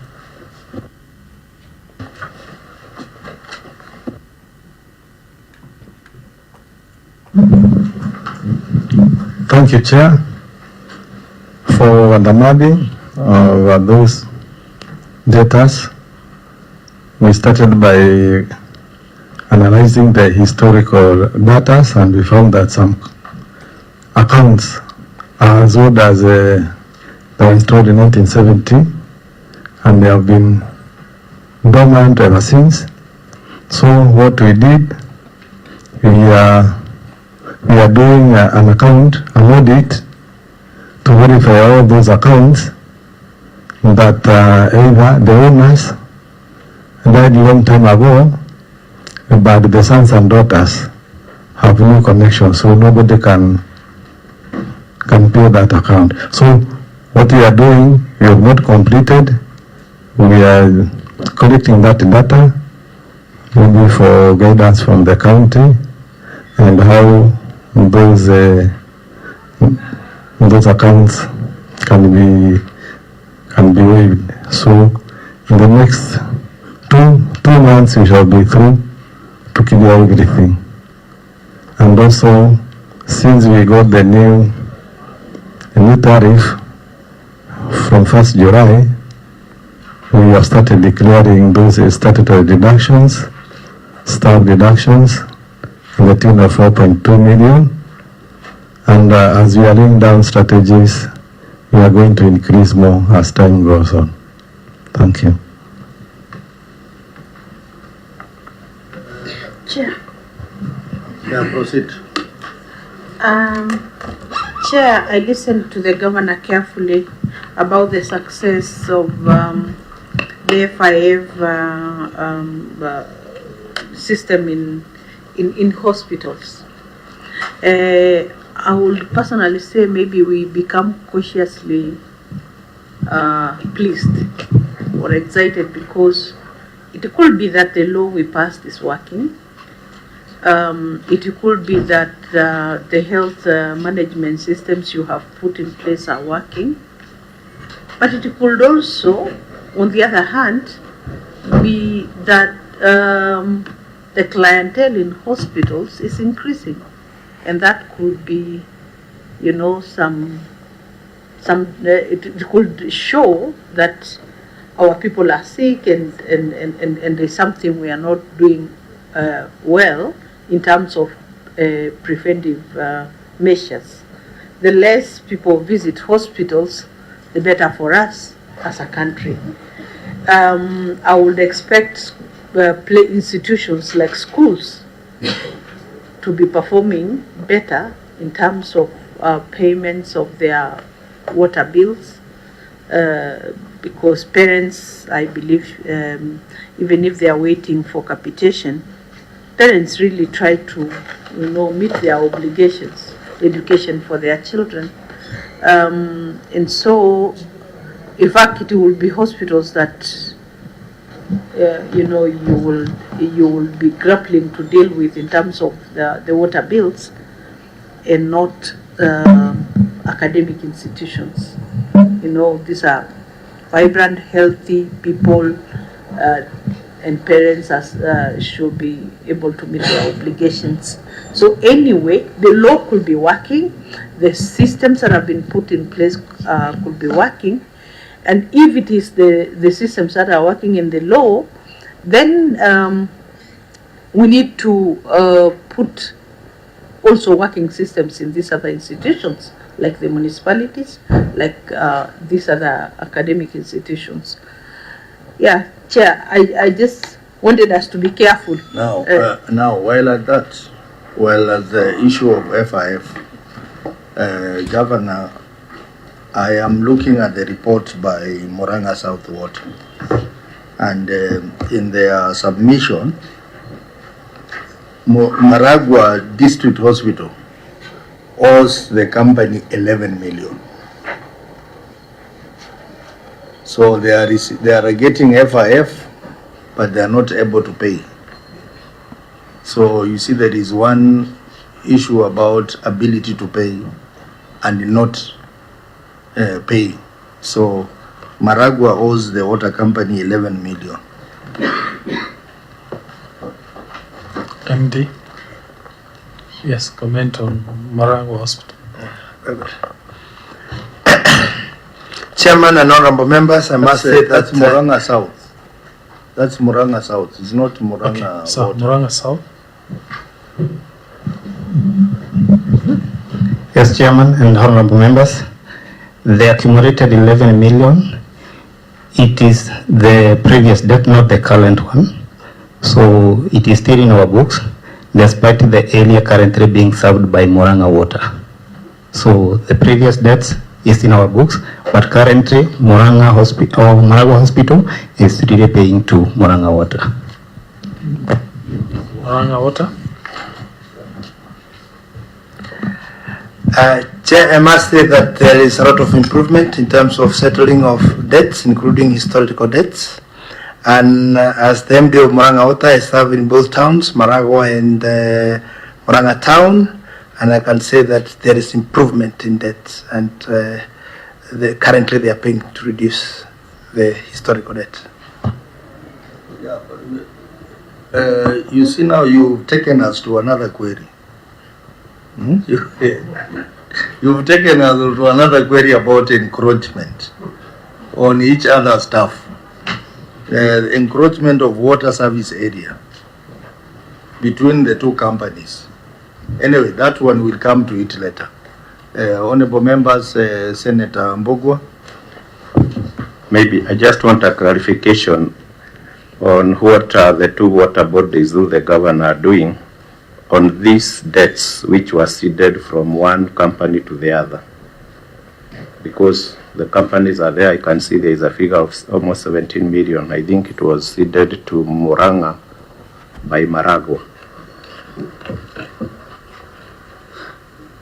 Chair. Proceed. Yes, Chair. Maybe I may want to seek clarification from, I think, basically all the MDs on the place of deposits when a customer is being connected. And I ask this because of this accumulated debts, Chair. Of course, we have used Kang'ata as a case study in this particular issue of accumulated debt. And it was the submission by the governor that there is a policy of disconnecting customers after failing to pay for 3 consecutive months, I believe. But what exactly is the place of the deposit that a customer pays before they are connected?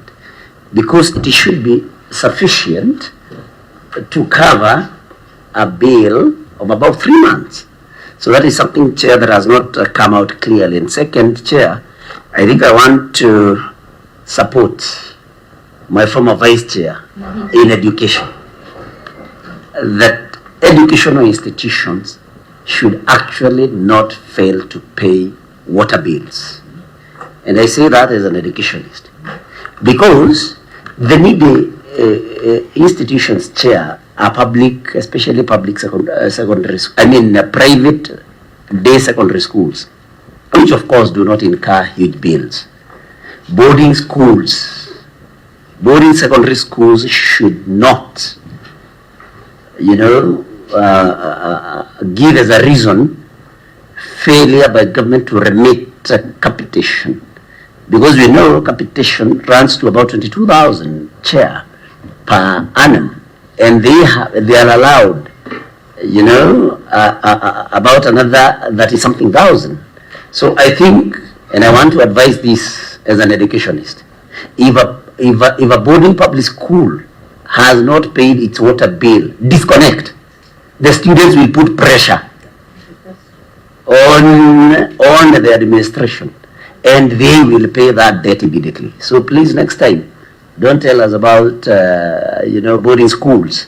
We can discuss day schools, but boarding schools that have not cleared, have unpaid bills, of course they are refusing to pay. Thank you, Chair. Okay, Governor, you can respond to the two senators. And then I think we make progress. Senator Bobo, on that issue, I think I will engage the two MDs to find an amicable way to settle that issue of the intercompany settlement agreement. On the comment by our Senator Newton, I think we have heard, and that's noted. Thank you. You know, Governor, just like the payable query, the receivable query, it is recurring. It is recurring, and I think you need to also put an eye on it so that the level of receivables goes down. Because if you provide water and you are not able to get your money, then you'll get into problems of going concern. You can see some of the companies have an issue of going concern because they are not able to maintain profitability. Also, their work is headed into the negative. So I think that will be very important. Moving forward, we will be expecting that you will look at that and reduce the receivables further. The next query, Auditor. Thank you, Chair. The next query is on revenue water, and it touches on two. Okay, on this one, because we have dealt with it so many times, we'll adapt the written responses as given. Just indicate the figures for each of the companies, and maybe you can tell us the previous figures so that we can see whether there is any improvement or not. Well-guided, Chairs. So the next issue was touching on customer deposit and Katanga water. Katanga water.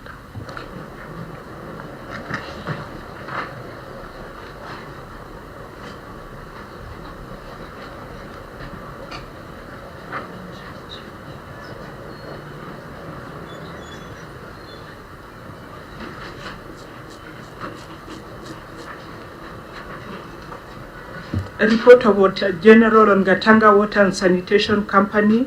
They had a qualified opinion. So the paragraph is on unsupported refundable deposits and prepayments.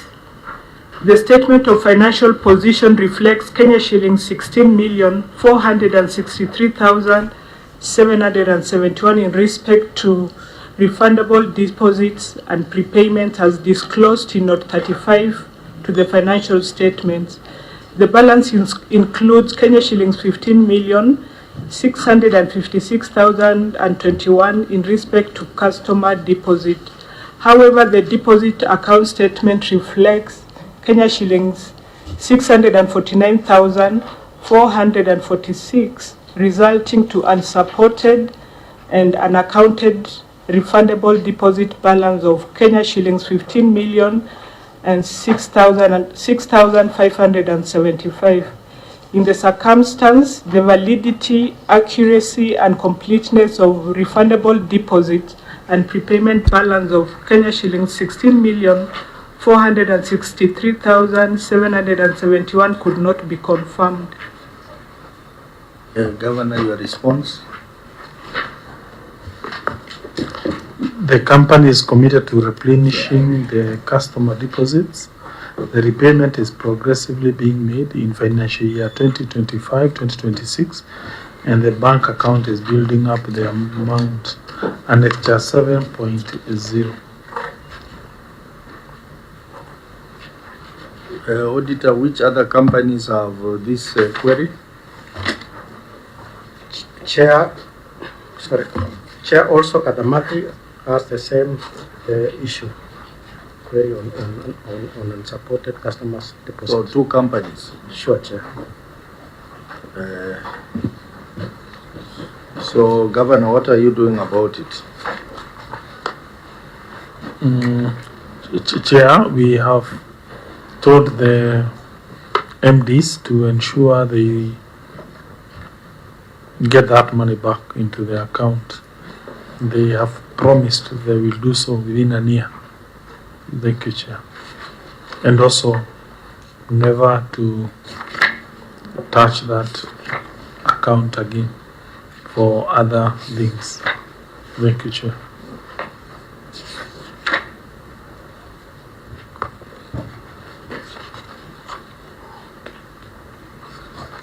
And any member with a comment or query?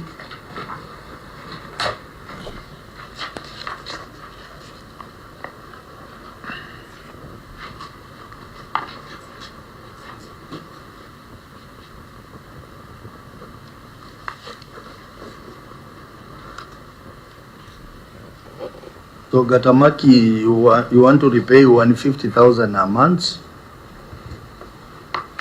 and you have 4.2 million. So that will not be repaid within a year. It will be more than 1 year, Governor.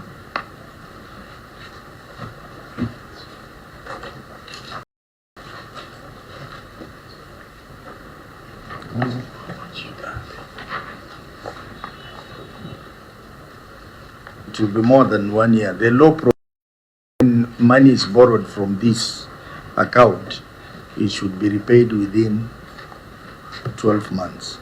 And there must be a board approval.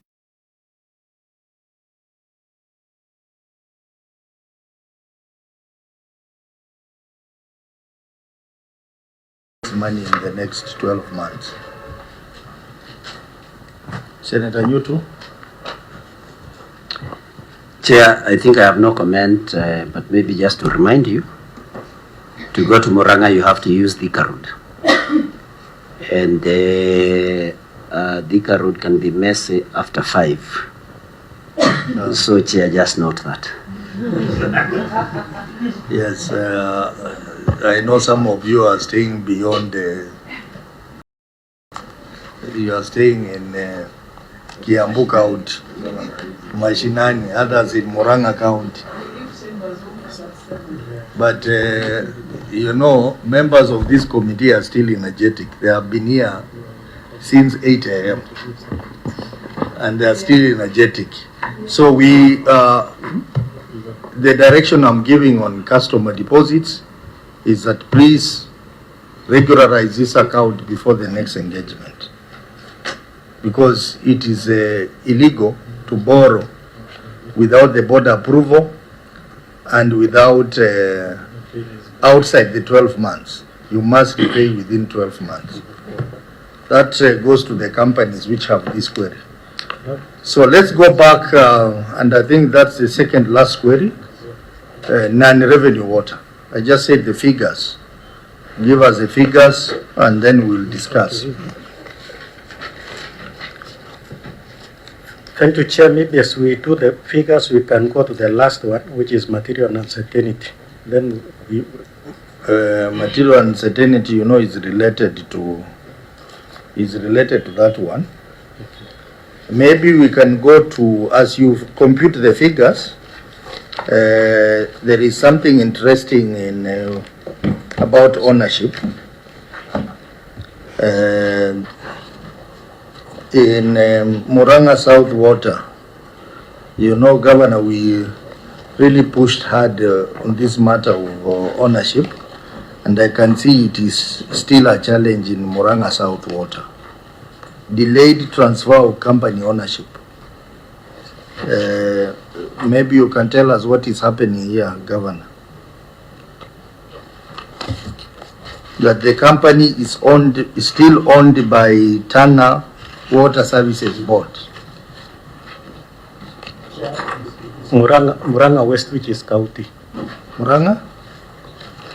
I'm having this report here. The Murang'a South Water and Sanitation Company. It's south.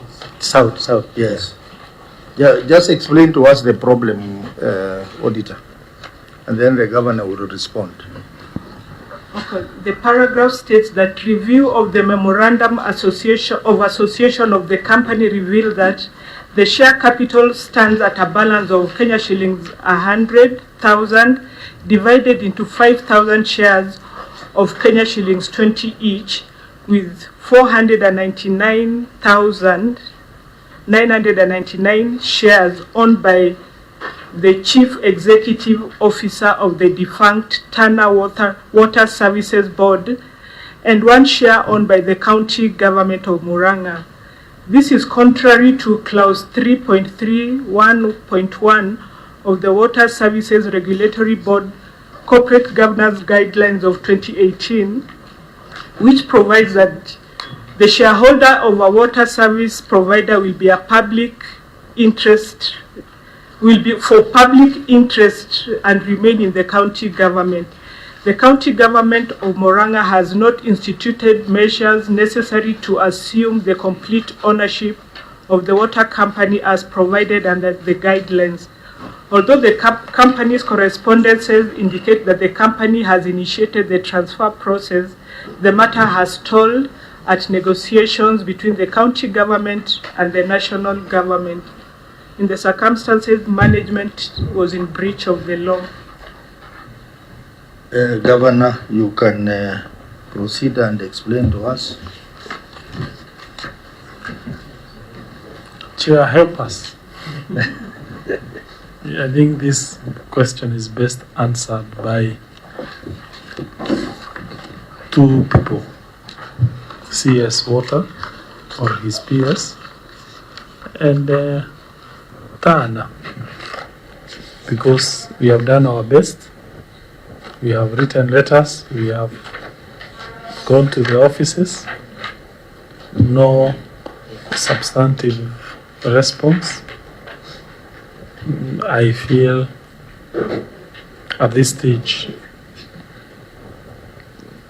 this committee acting on its own motion, or Senate being moved by whichever party, can summon those 2 entities to respond to this. We are now headed to seeking renewal of our political mandate. This discussion started 3 years ago, and that has we have not achieved the transfer of shares to Murang'a County from national government. So we really don't know what is the solution. We really believe that probably the Senate can help us. Thank you, Chair. Auditor, your comments before I allow members to chip in.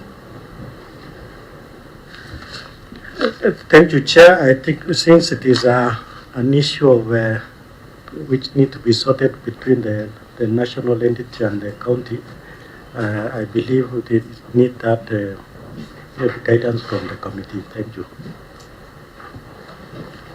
Yes, Senator of Murang'a, I hope you understand this problem. So Yes, I do, Chair, and I think taking the cue from what the governor has said, Chair, this committee has the power to invite or summon the CS Water together with the county government of Murang'a, so that we can be able to have the 2 parties, Chair, in my opinion, the 2 parties present, their side of the story, so that we can know exactly where the problem lies, because this is the only company that is yet to be transferred fully to the county government. And the county government of Murang'a needs to be accountable to its people in provision of services, especially also in that particular area that Murang'a South serves. So, Chair, it would be my recommendation and suggestion that you find it fit, as the chair of this committee, to invite to the same meeting the CS Water, who should tag along his PS, and the county government of Murang'a, so that you can be able to sort out this matter once and for all. Chair, that is my very strong feeling. Thank you. Senator Mbugo. Chair, after March, when we are done with this exercise we are undertaking, the committee will have ample time to address these other emerging issues. So we can list this one as one of the issues the committee will be dealing with from April of this year. Very well. I think this one, clerk, you can flag it as one of the issues that we can deal with. Meanwhile, Governor, you can provide to us the, I've seen there is correspondences from the water company to Tana Water. We also need to get some correspondences between you and the ministry. And there was an MOU that you signed between the county government and the national government. So if you provide that information, clerk, you can trigger a letter to the ministry and suggest a date after March when we can invite the CS to come and appear before us, because ideally this company should belong to the county government as per the Water Act. So you need to Governor, you need to provide those documents. Indicate to us how much time do you need to provide all that documentation? 2 weeks from today. 2 weeks. So you provide it to the clerk and we will take it up. So I think the last query we will handle is the non-revenue water. I can see members, they are very tired. And as we discuss, we can relate that with the issue of going concern. So just give us the figures of non-revenue water, as I have indicated. Thank you, Chair. For non-revenue water, it's not applicable to Murang'a water. I think they are within the threshold, but across the 4 other water companies, for Murang'a West, it stands at 44%, Katamati at 53%, Katanga at 42%, and Murang'a South at 39%. So I was checking the trend even the last year for, like now, Katanga was still at that position, 42%. I was almost completing the rest, but they are above the threshold of 25%. Thank you. So Governor, maybe you tell us what steps you are taking to address this. And revenue seems to be stuck above 25%.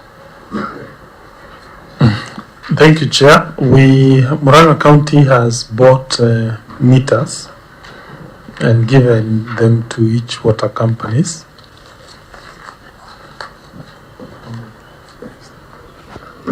The last time we bought 4,000. A key reason for non-revenue water is lack of metering. We believe those meters will go a long way to reduce that problem. Secondly, we have also invited, one company has invited, that's Gatamadi Water Police, to enforce. There were some arrests. They were publicized. The idea was also to send a warning to people who are stealing water, that there are repercussions. That was a positive effect. The third attempt to remedy that issue is increasing water coverage. When people want something and that something is not readily available, they steal it. So Murang'a, as per various records, the water connection level is 70%. Out of 300,000 households on average that are in Murang'a, that's about 210 households that have piped water, which is among the best in the country. These 90,000 households that don't have this pipe to water, we are happy. For the last 2-3 years, we have increased water connection by about 20,000 new households collectively. So meaning 90,000, because that was the data of about 2023. Now we believe it has gone down to 70,000 households, which for me is a good rate of water connection. If we were to invest more, these 70,000 people who don't have pipe to water, they will not, some of them, I'm not saying everyone, but they will lack the incentive to do illegal connections to push water to their homesteads. And we are doing our best. We believe if within 3 years we have brought in 20,000 new customers, if we go with the same rate, probably in the next 5 years, we will be, almost every household will have a connection, and therefore we suspect that will pull down revenue or water. However, the problem persists, particularly because there is a perception in Murang'a, and I suspect almost everywhere in Kenya, that water is expensive. And therefore, some people may say, I won't pay because this thing is expensive.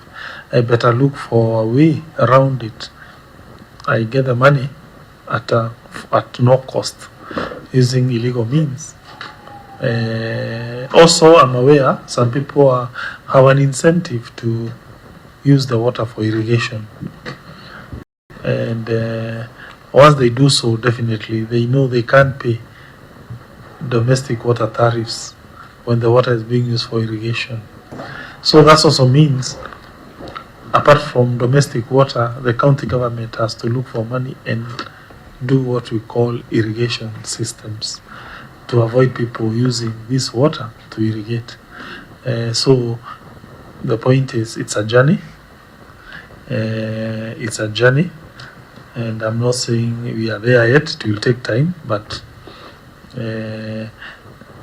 when you analyze the water companies for the last few years, there have been a little bit of some improvement, but we are not there yet. Thank you. Yeah, just one question and then we close. I can sympathize with the members who've been here since 8. Yes, Governor, I hear you. And from the discussion we've had this afternoon, if you solve this one problem, you will have solved mainly all the other problems which are being raised about the payables and everything. This morning we engaged with 2 other counties on the same. One of them from our good friend, the Senator of Makueni, and he was able to demonstrate to us a very innovative way of trying to fight the illegal connections. He has come up with some smart kiosks where they are paying, I think, 3 shillings per a 20 water jerry can. It is not manned. There is a way they are doing it using Safaricom, and it has really worked. For mail water, they got help from JICA, and they surprised us that they were able to reduce the non-revenue water to 19%, which is very commendable. So maybe you can learn from the best, and maybe by the time you're coming here next year, things would be different. Thank you. Yeah, and you know, there is non-revenue must be looked at from 2 angles. We have losses arising from commercial losses, and we have the physical losses. Many of the companies try to focus more on the physical losses, and they disregard the commercial losses. Commercial losses, that's where theft happens, either the billing or at water theft. So I think you need to advise your teams to ensure there is a clear separation of those 2 categories of water losses. What percentage is physical losses and what percentage is commercial losses, and what strategies have you been put in place to address commercial and physical losses. You may find that some of the losses are just through fraud, that maybe water is not being billed and things like those. So I think we want to encourage you to ensure that when you make presentation on these non-revenue water, it should be categorized into the two, physical loss and commercial loss. So I heard there is a new category of administrative loss. That one can be put under commercial. So honorable members, one, I must thank you for the energy you demonstrated today. Yeah, Chair, but just a final, and on a light touch, final comment. The governor has spoken about around 300,000 people, I think, and around 200 are connected. Is that what you say? Yeah, households. Chair, you know, that's quite something. Seated here, coming from another county, I'm like, there are Kenyans who have reached Singapore. You know? I think this is it Singapore through Canaan or Canaan through Singapore? Okay, thank you very much, honorable members. Let me allow only the senator from Murang'a to make a closing remark and the governor, and then we adjourn. Thank you. I hope that my former vice chair, you know, she was my vice chair in education. Yeah, it was. Before I was hounded out by the same man who wanted to kill me on Sunday. I hope she's not using that Singapore thing in a malicious way, Chair. No. I just want to challenge her and any other county that these allocations that are made to counties can actually be able to perform these devolved functions. There is no reason why the people of Kajiado, where Senator Tobiko comes from, should continue going without water 13 years after devolution. But Chair, to come to the matter of today, I think I want to thank my governor and his team, because one thing that the governor is known for is that he honors all the summons, all their invitations by committees of this house. Chair, you know there are governors who do not want to come before these committees to answer questions related to public resources that have been put under them. And for that, I want to thank my governor and his team. And of course, there is always room for improvement. As we have been told by Senator Mbugua, I think it's good to maybe benchmark with the counties that have been able to arrest this very big problem of non-revenue water and see what can be done. Of course, Murang'a is the best, but there could be other aspects that we can borrow from other counties to be able to arrest the problems that we have. In the meantime, Chair, thank you also for your patience.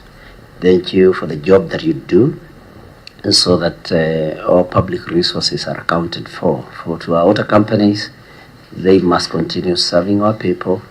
And my final challenge to the governor, just pursue the issue of tariffs from the council, at the level of the Council of Governors, and what they may need to do, we'll be more than willing to do. I think, as I had said earlier, it will carry more weight if, as such a matter, a petition or whatever it is going to be is brought to the Senate from the Council of Governors. Chair, thank you very much. I say God bless each one of us until next meeting. I don't know when it is going to be. Thank you. Governor, your comments. Thank you, Chair, the committee, and my senator, and everyone for inviting us here. We believe in coming and answering questions. On the issue of non-revenue water, thank you. We have noted.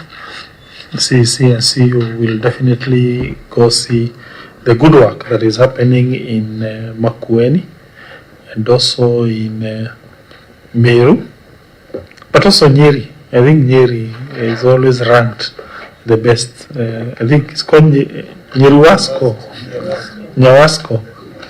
Yeah. Companies are improving. Even Nanyuki has now improved. Yeah. It's below 25%. Yeah. So Nyawasco has a very good reputation. I think they are always below 20. Yes, what you have said, like Kipia, we were there, by the way.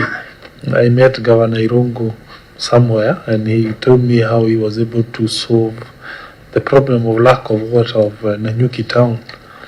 And we sent MD Murang'a South and Chief Officer Sam here to go and see a very innovative idea on how to solve water issues in Nanyuki.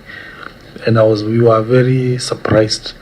You know, I think the lesson I learned is that national government has an issue in terms of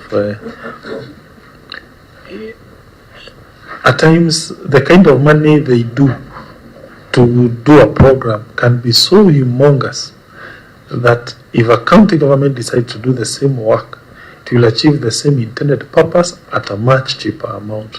Why do I say so? I was told that project in Nanyuki was originally meant to use almost over $500 million. But that company in Laikipia did it 60 million Kenya shilling. And we are thinking maybe in the long term, we need to go to Abadeas and also do the same work and put more water in our pipelines.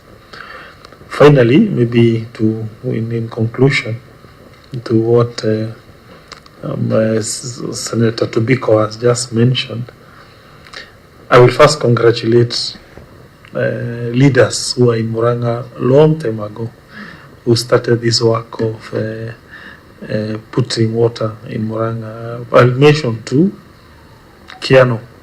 Dr. Kiano was MP Kiharu, where I come from, though I never found him, but he was legendary in terms of getting piped water in Kiharu constituency. The other one was called Mushegi, Honorable Mushegi of Kandara and Gatanga. The two are known to have put water pipelines way back in 1970s. Unfortunately, when Kenneth Matiba came to vie as an MP for Kiharu, and Kiano people are saying, you see, I've put water. Matiba people said, water is not milk. and Kiano lost. So at times in this game, but it's the right thing to do, the moral thing. Yeah, despite losing, everyone knows Kiano did a good thing in terms of water connection. And I recall when I was an MP and we were doing water projects using CDF then, because we used to allow places like Kambiroa and Apambiri.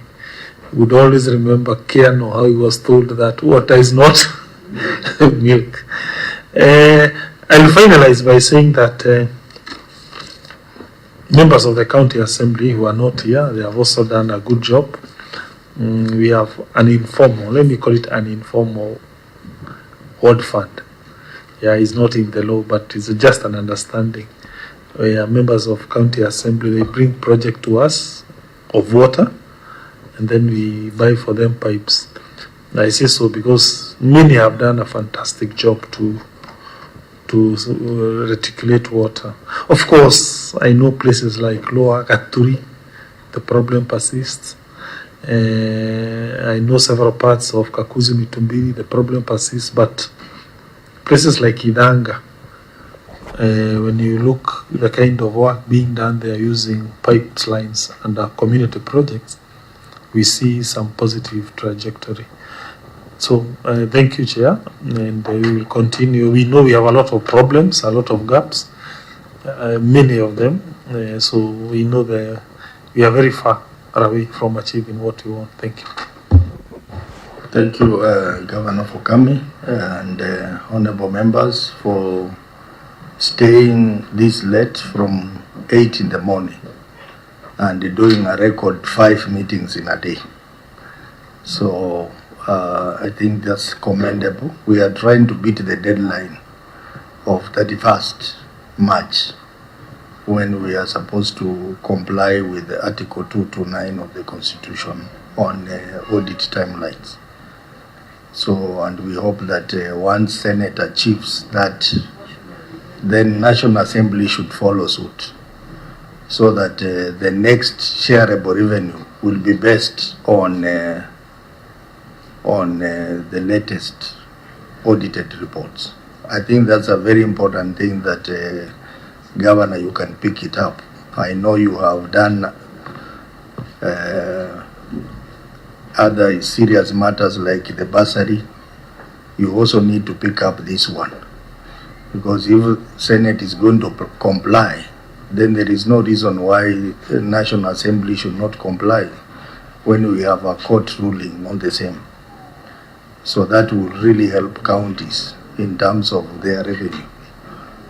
So, honorable members, at this point we adjourn until tomorrow at 9.